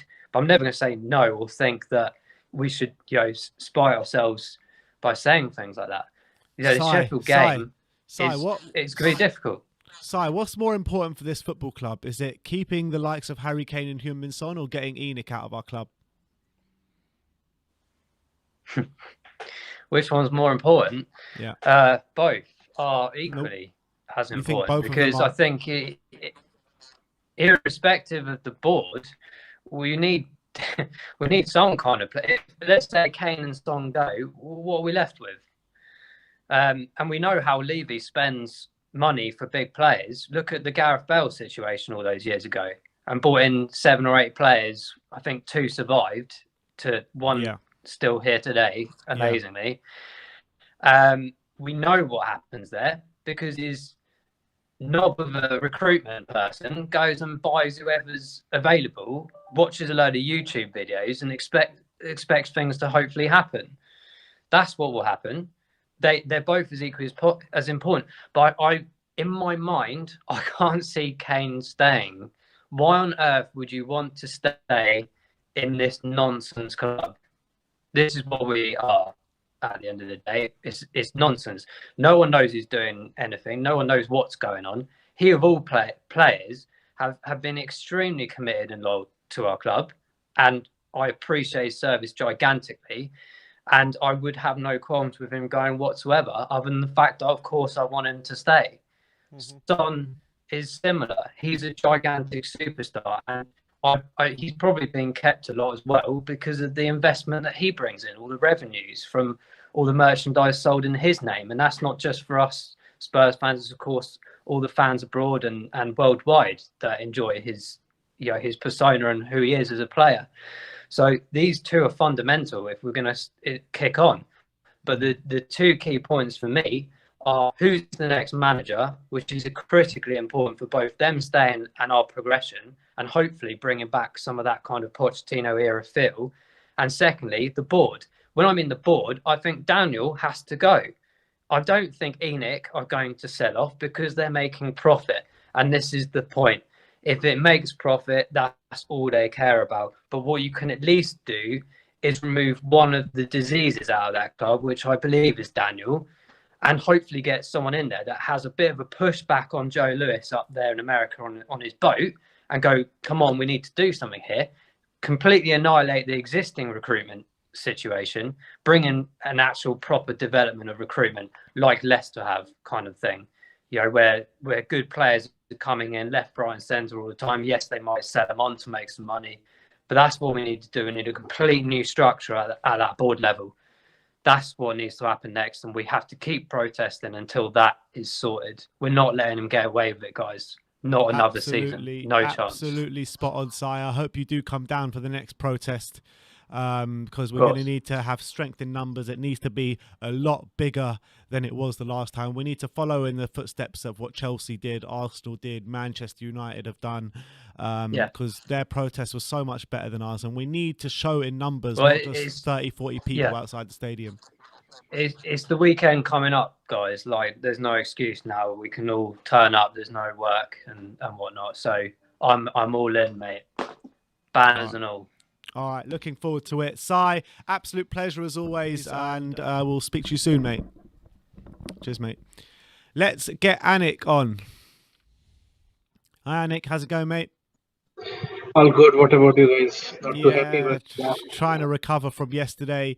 Obviously, we lost 1-0 to Man City in the cup final. What did you make out of the game? I mean, there is nothing to make out of the game. I mean, it was watching like a bad Mourinho team.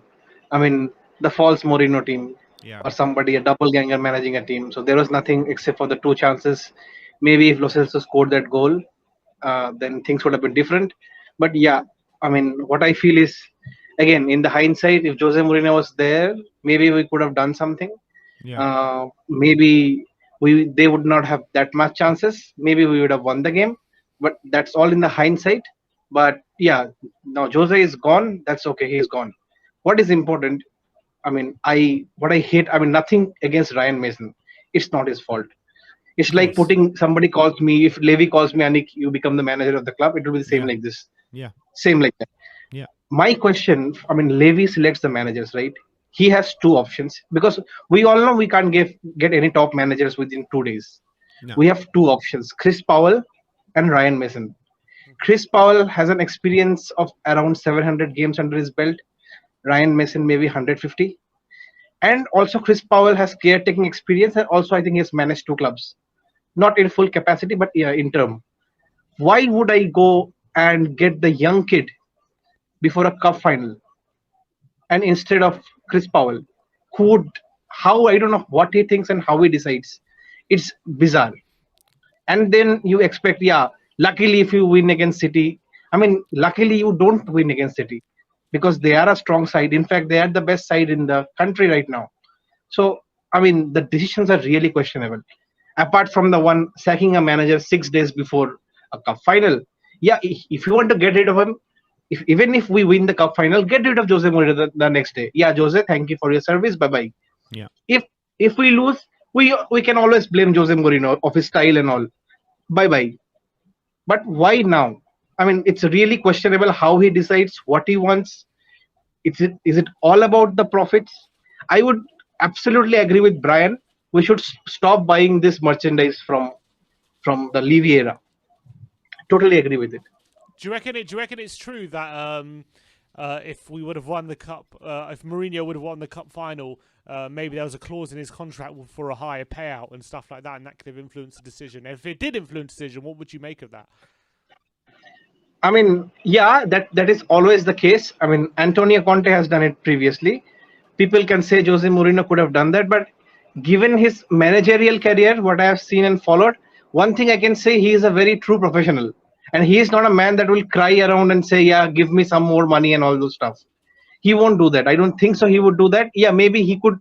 After 3-4 years down the line, maybe on a Sky interview, he would say, "Yeah, I didn't get what I expected," and all those stuff. But I'm saying there could have been a clause in the contract that for Spurs to give him a higher payout if he would have won a trophy, and maybe they sacked him before the cup final to kind of prevent paying that payout potentially. yeah, okay. Assuming, I mean, it could have been a clause. Of course, there could be a lot of clauses. Yeah, there could be a clause. Now, assuming that if there was a clause, and I mean, why would you sack somebody over a few million quids over winning a trophy? This shows how Levy is behind every penny, every dime. It's all about profits. Suppose what could be the maximum value? 10 million quid. What is more important to us, a trophy or a 10 million quid? Exactly. I mean, that shows that he has no respect of what football is about. It's all about the business. Anik, the guy has made bad decision after bad decision after bad decision since not backing Pochettino in 2015, and there's been a lot of bad decisions before then. Albeit, yes, he's done very well on the business side throughout his tenure at Spurs, but he's running a business. He's not running a football club right now. And I really don't know which way to go. We need to get these parasites out of our club, and you know, you need to call on everyone. Don't just not spend on the kits under the ENIC tenure. Don't spend a dime in the Spurs shop at all. At all. Do not give this guy. Don't give these parasites another penny of your money. Exactly. And you know why we are in the situation? We are talking today about selling all these deadwoods, right? We are talking about this today. When Pochettino came, he got rid of the deadwoods. He got in young faces. The squad was building up to something. Yeah. Then he did not spend. Yeah. He allowed the other players to become deadwoods as well. Yeah. And now look at our situation. We have to find a top manager who would come and manage Spurs. We have to get rid of all the, deadwoods and buy new players. People can't go to the stadium because of the COVID. How would he manage the finances? It's a disaster for us. How can we expect that? Yeah, we are talking about getting rid of deadwoods. Would Levy do it? Where would the money come from? What manager in their right mind comes to us right now? What top manager? Exactly. What top Who manager? would come? Nobody would come looking at our stadium. Yeah, we have the best training facilities, best stadiums. Everybody knows how Levy would. Yeah, everybody knows that how Levy would react to giving money. If I am Nagelsmann, I know that I won't get money for new players. I have to deal with this bunch of players, and they are already past their date. And Levy made sure that they are past their date. We could have purchased when Pochettino was asking, please give me money. He has been, I think, 5 years in the club, except for the last year, he had an impeccable record. Yeah, we didn't win the finals. That's fine, but we were there. We were making progress. Now we are totally directionless. Yeah, no, Anik, it's very, very hard to disagree with you. I think you're absolutely spot on. Is there anything else you want to talk about today? I really want to support that what you are doing, what the people are doing. Enik should be out. Yeah. Levy should be out. Thank you for our stadium. Thank you for the world-class facilities. Now get the fuck off out of our club. We don't need you. Absolutely. You don't respect your people. Exactly. If I were in London, I would have joined the protests. Yeah, well, Anik, we're waiting for you here in London to come and join us on the protests. Yeah, maybe soon I could come because the COVID in India is very bad. But soon. Yeah, it's getting worse. But Anik, I want to wish you to stay safe. And yeah, hopefully one day you can go over to London, and I'm sure by the time you get over, ENIC still won't be out of this club, so you can join us in the protest then. Yeah, sure. If not, maybe we'll have a drink in a pub. Yeah, 100%. 100%. Yeah. Come on, Anik. Cheers, Thanks a lot for coming on, man. Can I show this graphic on screen on the phone?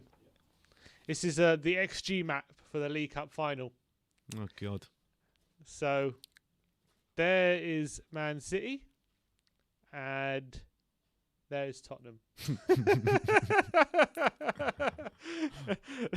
No, those aren't like little. Those aren't like little scratches or something. That's our. Those Wipe are your our screen, chances. Sim. Wipe your screen. I think you got some marks on there. I'm surprised there's anything there. Unbelievable. Unbelievable. We that was are our a cup fucking final. shambles. That was our man. cup final right there. Look at that.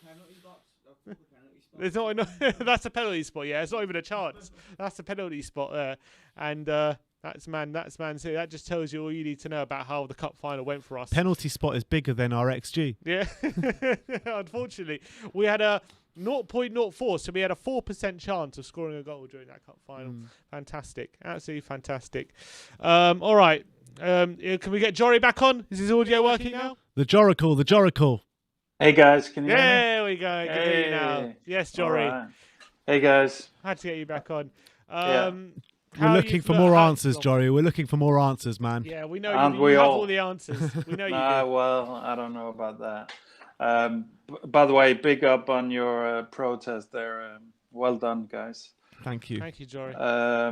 Yeah, I just maybe I want to touch on one thing because people are. It's a confusing time for sure, and I think Ben, you really coined a brilliant question there. What's more important, keeping Harry Kane and Son or getting ENIC out? And I think that's really the biggest dilemma we're facing right now. I think, to be honest, why the reason you saw Sonny crying this much is because there was more than just a lost cup final. Yeah. I think he knows it's over. He knows Kane's going. He probably knows he's going himself, So that's how I read that situation, at least. But I think also in general, in terms of top four now, I think, first of all, let's not emotionally abuse ourselves in that way. Let's try and be reasonable and remember that nothing in this team has been consistent this year, and we shouldn't get our hopes too high. But of course, we want this club to do well and all that. Jory, I don't think anyone's hopes are high right now. No, exactly. But you know how we are, we try and find a glimmer of hope anywhere we can, and. But I think, our hope should actually be founded in, we should almost be hoping for not reaching top four. Because what we want to do now, what we actually want to see now for the immediate future is financial difficulties for the club. If we don't get in the Champions League, that'll mean a big revenue hit for us once again after this big difficult period, which is the only thing that's going to make ENIC and Levy become realistic about the price of the club. It's the only they're supposedly shopping. They want to shop the club already, but we also know how Levy is with pricing and stuff. We know that if he feels he's got any kind of time or leverage or anything working with him, he's going to be unbearable. And I think the sooner we start costing them in their other coffers, where they have to pay with the club to keep everything going, the better, the sooner they'll be out of there. I think that's the sad reality with this lot. So I'm almost in a place where I'm saying I hope we don't get top four, because I think I would be shocked. I would be shocked if at least Kane is not gone either way. I don't think top four will keep Kane. The only thing I think is going to keep Kane is Levy, being unreasonable, and not letting him go. But but I also think Kane has that much pull that if he really wants to go, I don't even think Levy or the board can stop that really. So yeah, I don't know. I think we should all settle in for a long difficult fight here. It's going to be many. How long do you reckon it can actually be? How long?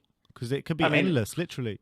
Yeah, I can see years and years if they get their finances together. So I'm kind of hoping like this COVID period that we've been through, and coupled that with maybe not reaching top four, that would put enough pressure on the board to really expedite exiting the club.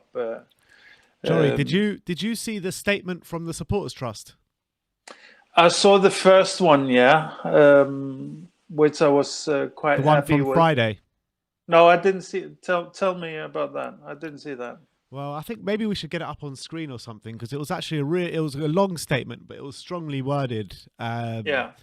And basically, it was I think they have 24,000 members, and they had a vote on a Zoom call, and 90% turnout for the immediate resignation of the board members. Yeah. But we're going to get it up on screen in a here. second. I'll just it's quite a long statement, but which we read out on a separate stream. I'll just go with the end point where it says tonight's meeting saw 90% of members vote in agreement with the following statement. We call for the immediate resignation of the executive board of Tottenham Hotspur Football Club and for the owners to work with us to appoint a new board that has elected and accountable fan representation on it. That representation must make key decisions about the running of the club dependent upon fan approval, and we expect to see that made a legal requirement across the board. That is the official. That was the statement that 90% of the members agreed with. Do you agree with that statement, Jory?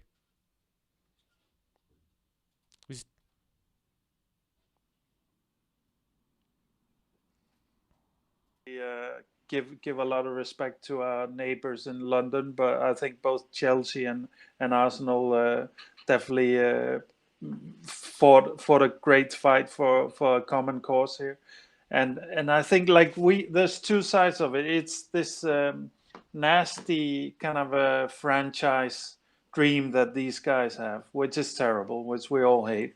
But the other side for us personally, like for Spurs fans, is of course how badly just the football side has been run, and like people are saying, it's not really Enek's fault, it's not really Daniel's fault. I mean, okay, who is it then? Is it the players? If it's the players, well, that at least you've got to transfer then. Wow. The players are who they are. You've got to transfer that responsibility to the manager and the recruitment.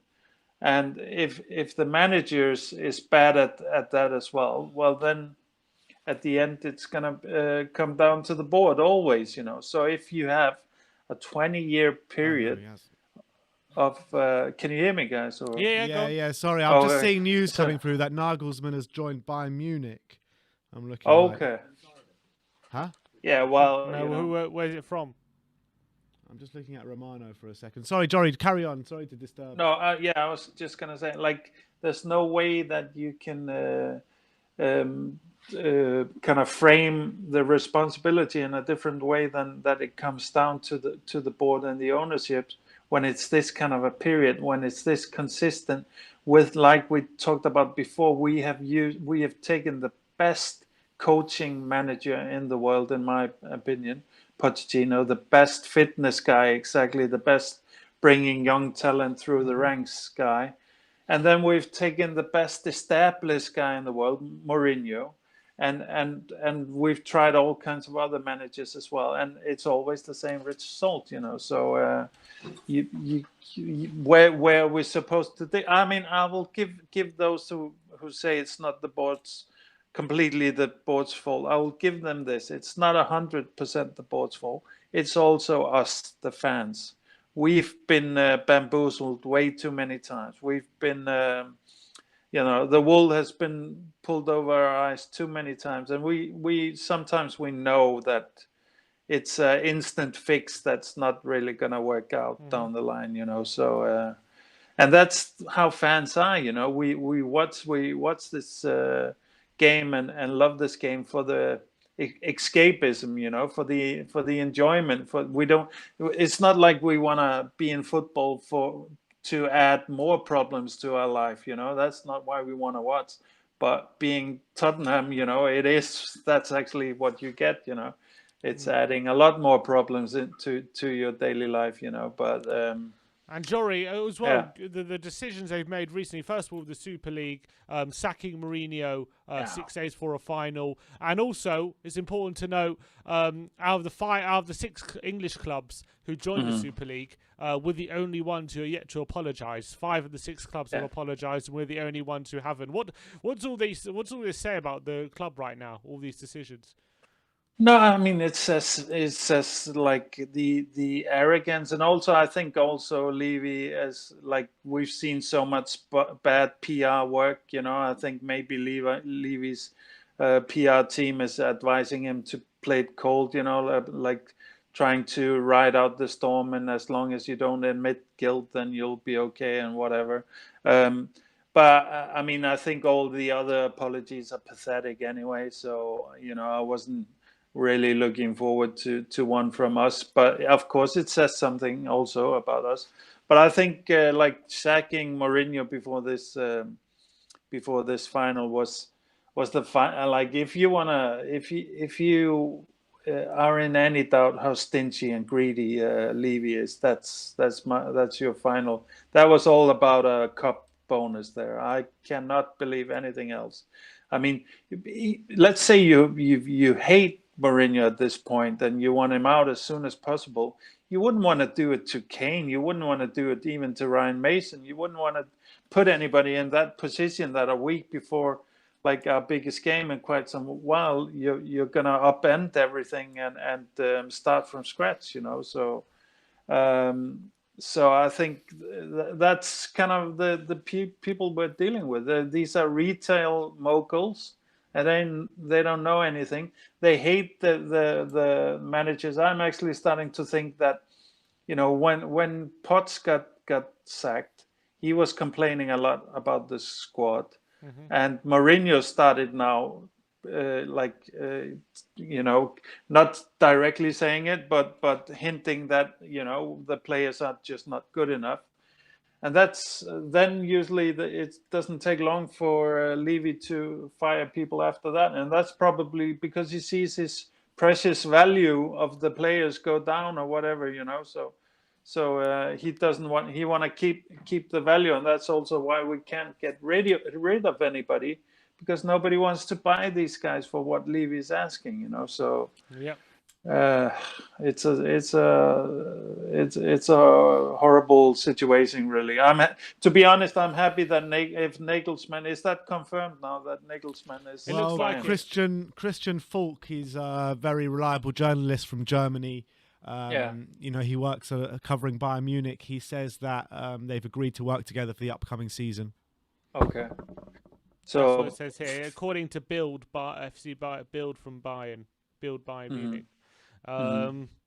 So we'll have to wait and see on that one. Yeah, I mean, I think Nagelsmann would have been great for us for the situation that we're in, but I also think that Nagelsmann is he's not a club or like, I don't think, like, he's working for one of the more iffy clubs already, in RB Leipzig, which are trying to actually put a dent in the best system in Europe, the one that we should be working towards with the Premier League, I think, the German system, so 100%. so I don't think Nagelsmann would be a great ally for us in terms of getting the board out. But he would be a good coach for sure, But like, for me, all of this is secondary now. I don't know how I'm gonna enjoy the games until we get some kind of resolution with this board now. It's difficult. Agree. Yeah. Completely agree. All right, Jory. Jory. Good to speak to you as always, mate. Yeah, likewise. Take care, guys, and keep up the fight. Doing a great job. Cheers, Jory. Thanks, Speak to you in a bit. All right, let's keep going. Spurs from the East. Hello, my friend. Hello, mate. Oh, is he on mute? No, I can't hear you. Maybe there should be a setting, maybe, to turn your audio on the screen. Can you see it? It's on his end, is it? I'll try and get you back on, mate. Well, we are I think that was supposed to be the last. Is there any more? There's no. One more, Jamie. Jamie, all right, bring Jamie on. But yeah, I think we are coming to the end of the show, so we're going to have to keep these last few calls a bit quick. We have been going for just over 2 hours now. That's all right. Let's get Jamie on. So let's get Jamie on. Jamie. Hi, Jamie. You're right. Yeah, how you doing, mate? Yeah, not so good. What do you want to say, mate? Yeah, just overall, from this past week, just starting with the game. Yeah, I mean, I think it was expected. We didn't really change our style much, and I just wish we really would have gone for it. Especially in the second half, because I just felt like we just looked too scared. Just no confidence, nothing. I wouldn't mind to lose, but if they'd just gone for it, I think the second half and I think we would have had a better chance. And if we'd lost, we would have lost. So I would have accepted that. So I think that was a big disappointment. Jamie, do you put any blame on Mason whatsoever, or is it all 100% down to the board? Well, the bigger picture is the board. I don't blame Mason, at all. He's come in short notice. Maybe his starting selection could criticise that bit. I would have liked to have seen Bale start. I think Kane, I know he probably wasn't 100% fit, and also I felt the first 45 minutes, I don't think you really needed him, because I felt if we were going to defend like that, then what's the point even starting him? I felt he would have had more impact if he came on. So I would have liked to have just maybe start with Bale up top or something. Yeah, I wouldn't have started with Winks. And Dombele I would have liked to have seen. But it is what it is. And yeah, it reminded me of the Champions League final, the same sort of thing. It's just history repeating itself, because, if you look at that game, it was kind of quite similar. Again, with Kane starting and everything, and he didn't even have a shot. So I know he's playing deep, but it was just real shame. So yeah, if they had gone for it and we would have lost, I would have said fair enough. But on the bigger picture, yeah, the board, it's got to that point. I've seen it years ago. I think we all kind of saw it coming. We just rode our luck. Even with Mourinho, I know I keep saying I wasn't for him, but I felt sorry for him in the end, because when he came in, he knew what he was working with. Levy and Jose would have agreed you're not going to get that much money or get the players that you really want. So he knew that, and that was a test to see what he could do. But I feel, if you're not going to back your manager, then it doesn't matter who comes in, because you had Poch, who was our best manager, and he done amazing things. And, it's very rare when someone comes along. So when someone like that comes along, then you got to look at the rest of the structure. Right. Now we got to look at investment. What's our long-term plan? We've got the manager, we've got the stadium. Yeah. All it is now is the finances. We were almost the perfect picture. You're so right. In the Pochettino thing, we knew we had someone we could trust. He had been consistently over years. We knew if we backed him, with his way of playing, we knew we could believe in it, because it worked for years and years and years. And literally, the first sign of shakiness, the first bad run, he got rid of him straight away. And that was a massive failing of the board, to not adequately back a manager they knew we could trust, and instead of going with people that we didn't know we could trust. Yeah, exactly. Because when he first came in, I was quietly excited. I thought I liked him, really liked him at Southampton. I thought this is a good young guy. I really liked his philosophy, the way he spoke. Such intelligence, the way he treated players. He had all the criteria, and I thought, I love this guy. It was amazing, and I've never been so happy as a Spurs fan. Over the years. I've been to the Lane for so many years now, and we've all seen a load of rubbish. Over the years. Mm-hmm. Be honest. We've had our sparks, and we've had great individuals. We've always had great players, but we've never had someone who can take it to that next level. And the things he was doing, I was so excited. I was so, proud, excited. And it was just when we left White Hart Lane I felt, we had another season there. We just owned that pitch. We got voted best team, most exciting team, in the Premier League, and it was just amazing to watch. And we were thrashing teams. It wasn't like this 1-0. We were playing great football, and I just wish the board invested in that year where we finished second. If we were there, I was like, finally, we're amongst the top, and we deserved it. But we just didn't sign anyone, and the board, Levy, he'll just try to get the best he can. He'll just look at it and say, right, oh, you're doing well, okay, that's it, just carry on doing what you're doing. It was the same with Jose. He's basically saying, right, I need a second option. Basically, what's the best I can get? So it's like a second-hand car that's like a remake, and he's basically just saying, like, okay, I'm not going to invest. What's the next thing I can do? Okay, let me bring in a manager who's winning trophies. He will not like spend money and look at the bigger picture. He'll find ways to get round it, but that's not a long-term plan. That's just short-term fixes. But in the end, we end up in the same position, and we're going backwards.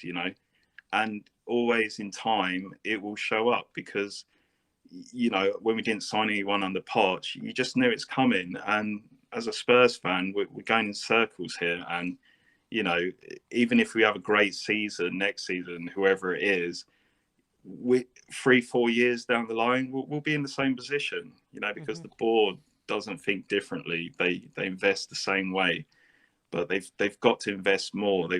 But they're just a businessman, they're just looking like, oh, we're making money, and that's why the Super League, they won't be thinking, oh, the fans will riot, oh, we're glad. They'll be annoyed. They'll be thinking, oh, that's 400 million we've lost from signing up. That could have paid for the stadium. They'll be looking at it that way. They'll be saying, oh, what a business opportunity we've missed out on. They don't care about the club, like winning trophies and that. For them, it's a bonus, but they just don't care. It's just as long as they're making money, and that's why they make these decisions. They just think, oh, let's bring in someone who can keep us in the top 4, maybe that'll do. The ambition's just not good enough, and it's a really sad time. It's been a long time coming, and I really don't know where we're going at the moment. It's hard. sad. It's hard to take, JB. I think everything surrounding the club, from the ownership to the squad to the management, I think everything is just so rotten to the core. It's so hard to take. But are you going to join us on our next protest, JB? That's the real question. When is that, guys? We're not sure yet. Hopefully this weekend of the Sheffield United game. We're going to have to organise something, but keep an eye out on Twitter and social media, and obviously we'll bring you news on the channel as well here, so keep your eyes peeled out, and I hope to see you and everyone else there as well. Definitely, yeah, available, yeah, definitely we'll join it, because our voices need to be heard, and I think this Super League has been, in one way a good thing, because if this never happened, we would still keep quiet. We would just put up with it. So in one way, it's brought, our voices out. To everyone, wasn't it? Yeah, definitely. So I'm glad if we got the power, we can do something. I'm all for it. All right, Jamie. Absolute pleasure having you on, mate, and we'll see you next time. Thanks, guys. Did a great job. Cheers. Thanks, Jamie. All right, who else we got? That's it. Any more tweets or anything? Yeah, there's a few tweets, actually. I haven't gone through. You're getting lauded for your Enoch out rant. Yeah, I'll have to watch that back, but apparently people are enjoying that. Vishnu says, hey guys, do you think a change in board with Enoch staying will impact a lot? Majority of decisions will still be taken by Levy and Lewis behind the scenes, IMO. Yeah, I know, it's true. That's why we need fan representation. Exactly. Like the exactly. Trust says. Exactly. Someone who they accountable to on the board. Dacia says, yesterday the subs made the game, my opinion. We had one of the best players in the world in eliminating the press, and we put him on the bench. And we took out Gio, who can make something happen for Sissoko, who kills every game he's subbed into. Son should have been subbed off instead of Lucas. Threw away so many chances, and honestly the most frustrating player on the pitch apart from Reggie. Yeah, I think he makes some good points there. I think he makes some really good points there. Stuart Gallup, with the league only our focus now, do you guys want to see Mason play as strong as possible for the CL or EL places, or do we start bidding off rubbish like Aurier and Sissoko and start building blood of youth talent to build confidence into next season? I mean, look, I think Mason, just for himself, needs to play the strongest team available, doesn't he? I think just play the team he thinks he trusts the most, and that's it. At the end of the day, we've got no option but to trust Mason now, do we, till the end of the season? So he's not going anywhere, so whatever it is, I don't really mind. If he trusts youth players ahead of Aurier, then play the youth. Exactly, Whatever then Mason so be decides. it. Yeah. Arjun says timing of the timing of sack Jose is terrific. To support from Jose out fan for ESL, or it's hard to get rid of him after winning the cup with Spurs. You have to gave him more money after sacking. I'll take Dio, Sissoko, and Aurier. I'm not sure what that means. Joe, is anyone trying to come on the back end? I ended the run. Oh, how come?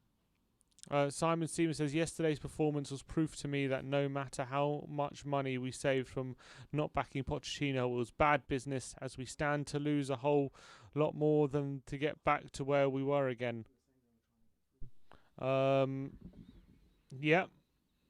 true. I think we completely, we've definitely, we've definitely cost a lot sacking Pochettino. That's for sure. That is for sure. Sam says, gutted about the result. I think we all believed we could score in the second half, and that's what makes it worse. Had we been brave in the final third, I think we could have lifted the cup. In the end, though, can't complain. City with a better side. Alex Maneshi says, wake up, lads. The biggest problem at Spurs is recruitment. Our squad is full of generally awful players, and the more they cost, the more hopeless they are. Sissoko, Aurier, Sanchez, Lo Celso, and Ndombele. Yeah, but who's culpable for the recruitment? Yeah, the board. The board. Steve Hitchen bloody is on the board. So, you know what I mean? This is everything points back to the board. Everything that is wrong with this club points back, straight back to that board. Lucas Moura is such an underrated player at our club. He needs to play, as he is so pivotal to our attacking play. Great stream, lads. Oh, the camera's gone. And South Africa says, while Jose never loses a final, it must be noted that he hardly ever loses twice to the same team in a row. Mourinho definitely had a plan, and the board utterly disrespected the fans by sacking him. Obviously, they knew he could win it. I agree with that completely. I think Mourinho definitely had a plan, and whether it would have worked or not is another story. But at least you got to go with the plan that your manager, who you've had for the last 18 months, has. And by sacking him, completely undercutting anything he had done for the previous week or so. Any more tweets? G.A. Boyd, sounds crazy saying it, but do you think Harry Redknapp is a good shout until we find a decent replacement? The list of managers being touted are simply not good enough. Look, this is never going to happen. Ryan Mason's got it till the end of the season, and it is what it is. Harry Redknapp ain't going to be our manager. Bob Spurs says, why are we talking about replacement managers? Keep Mason in until we get the board sorted. Never mind an identity on the pitch. We need one off it. Once the board has an identity, we bring a manager that fits it. Great show yesterday, lads. #greedy6out. I completely agree. I completely agree. I think it's completely irrelevant who we bring in as manager now. I really do. So until we get them out. Mason. Ollie Tibber says, sacking Jose a week before a Carabao final has to be Daniel Levy's worst ever decision as the chairman of Tottenham. We wouldn't have won the final either way, most likely, but at least we would have had a game plan and not had Harry Winks on the pitch for 90 minutes. Yep, that's potentially true. Perhaps Mason got our French midfield mixed up yesterday. Ndombele not featuring all hurt us a lot. Mason completely glossed over the media asking about him too. Plus, forget the Sissoko sub. Winks playing for 90 minutes is absolutely criminal. Yeah, and I think...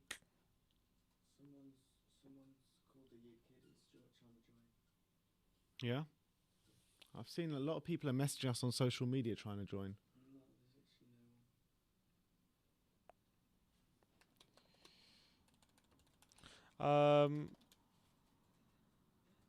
Did you open up the same link? I just reconnected.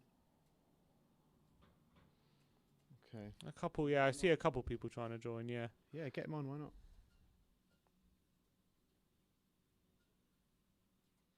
Who's this? Oh, where he is. He's here. He's on. Go on, speak.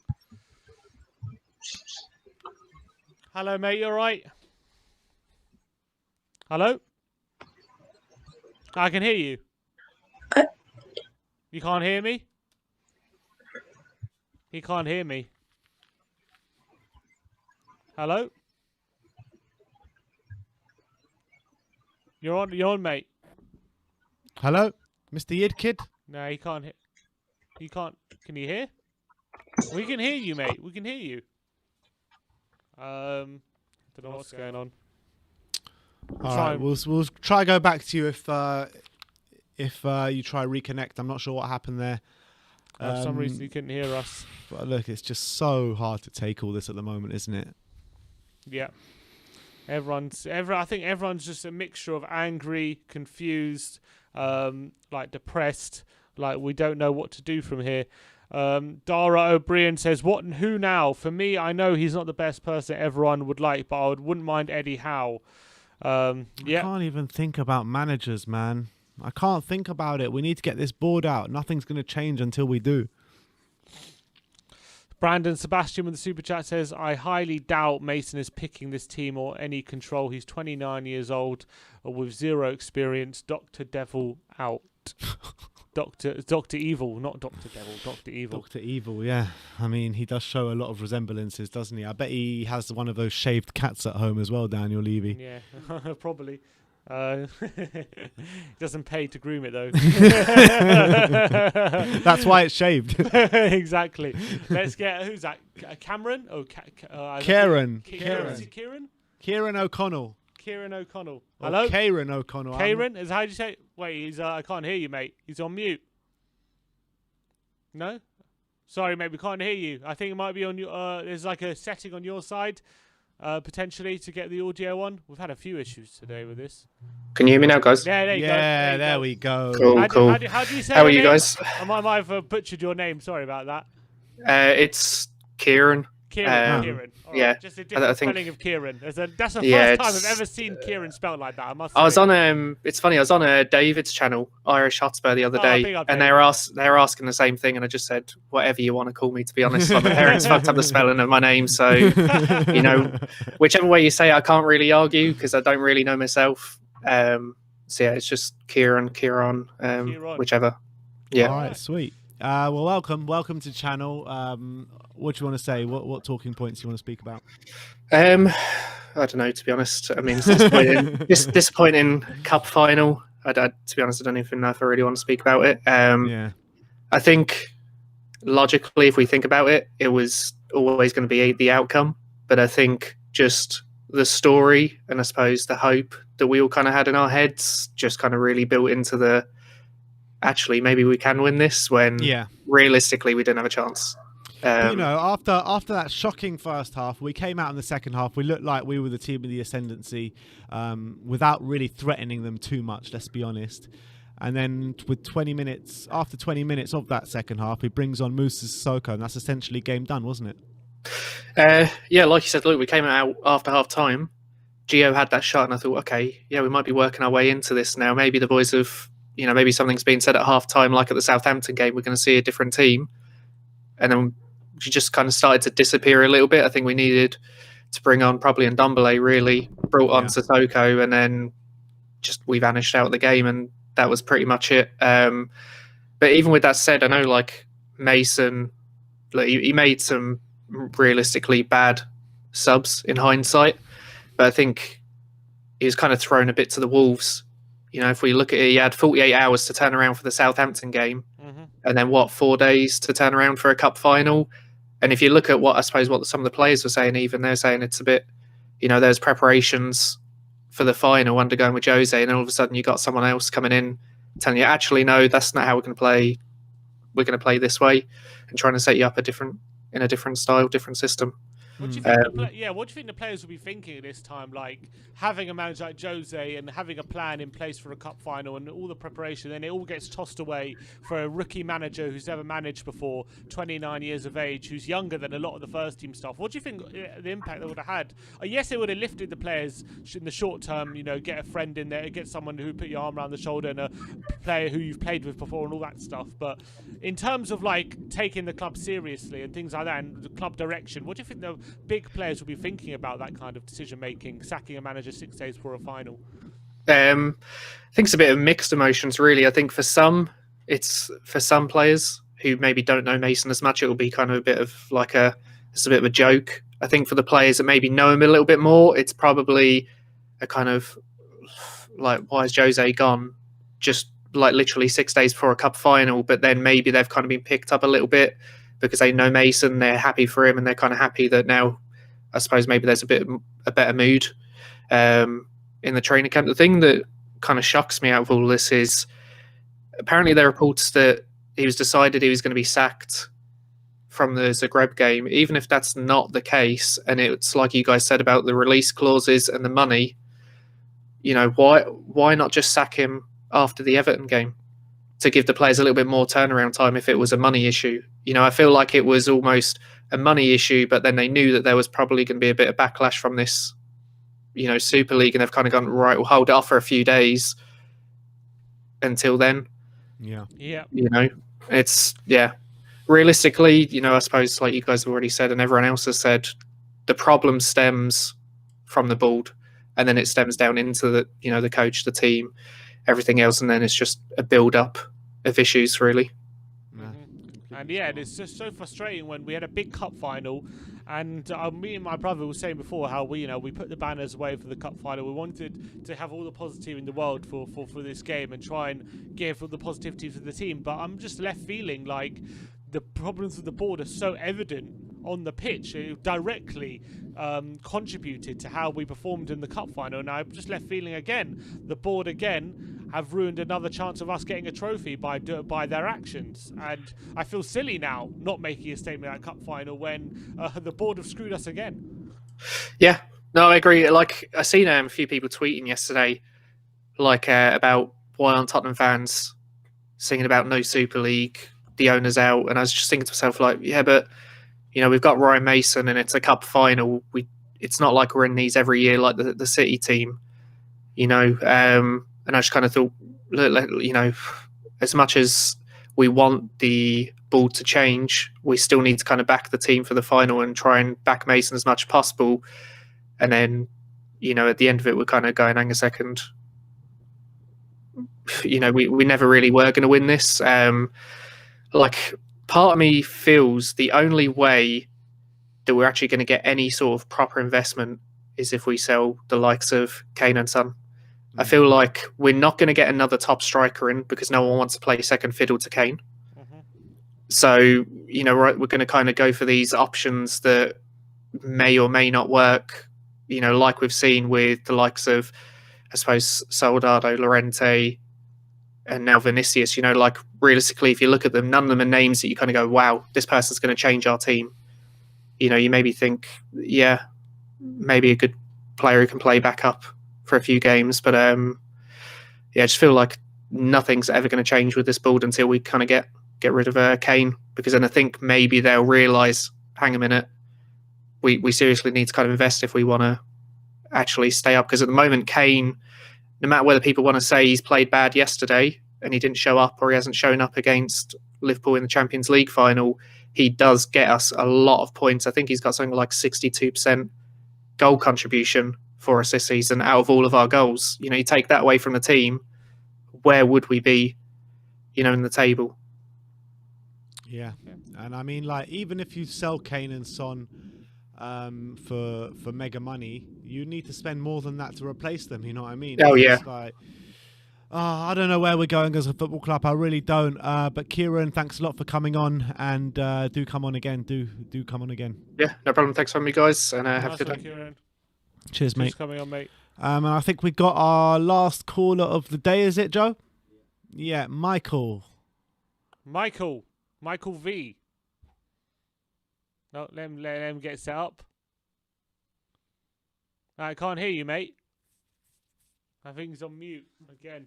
Yeah, can you hear there me you now? go. Yeah, I can hear you. Yes. Can hear you. Where are you calling Hello, from, guys. Michael? Where are you calling I'm from? calling from Eastern Europe, from Romania, actually. Okay, Oh, welcome awesome, to the man. channel. Nice to have you. Yeah, I've been watching you guys for like 6 months. But I got the membership like last month, and your lines are pretty busy, so I didn't really have the chance to get in touch with you so far. No, but welcome. Great to have you on. Yeah, especially with the whole Super League and ENIC out stuff. The lines have been very busy. But what's your feelings around the whole situation? First of all, with the Super League, I mean, I agree with you guys. I think all real football fans around the world, regardless of the team they're supporting, saw this as what it was, an atrocity, I would say. It would have killed, lower levels of football, especially Eastern Europe. I live here, so I know about that. But I'm glad it didn't work out. It was actually amazing to see it fall down so quickly.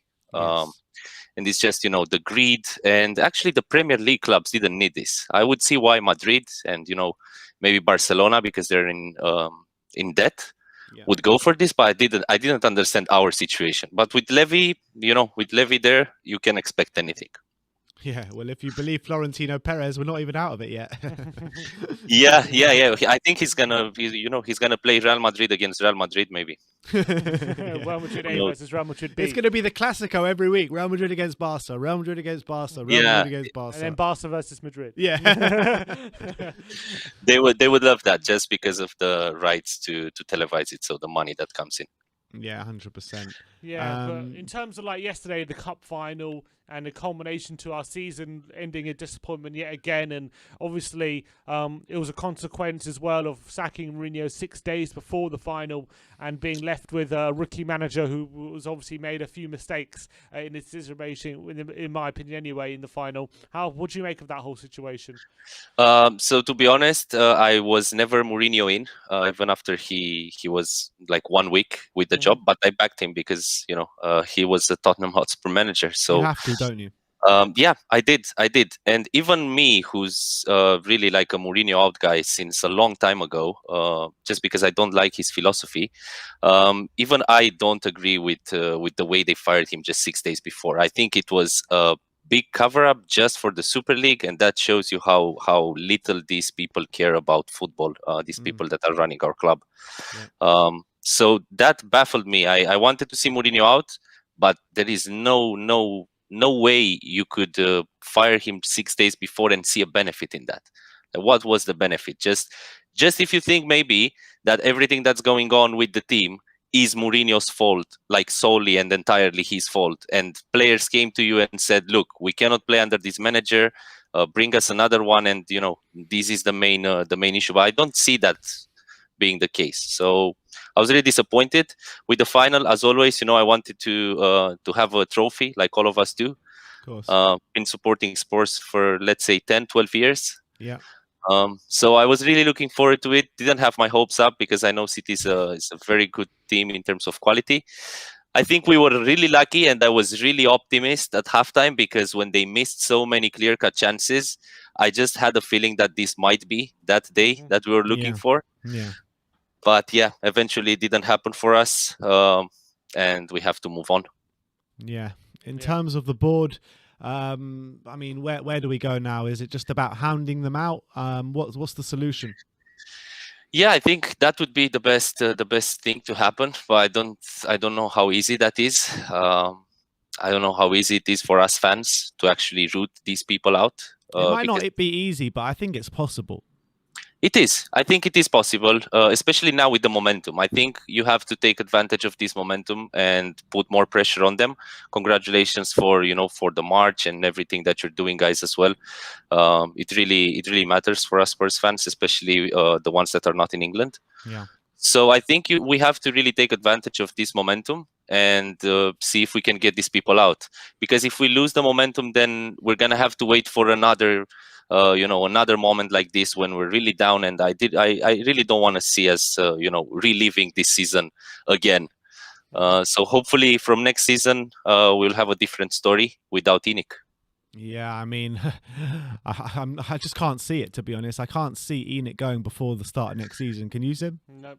It's not going to happen, is it? They're not going to get off. They're not going anywhere for any time soon. So, I mean, it's as much as we want them out, we're gonna definitely make sure they get the message. Yeah. I can't see it happening, and I don't know where it's all going to lead to. But at least we need to send a message to them about things need to change.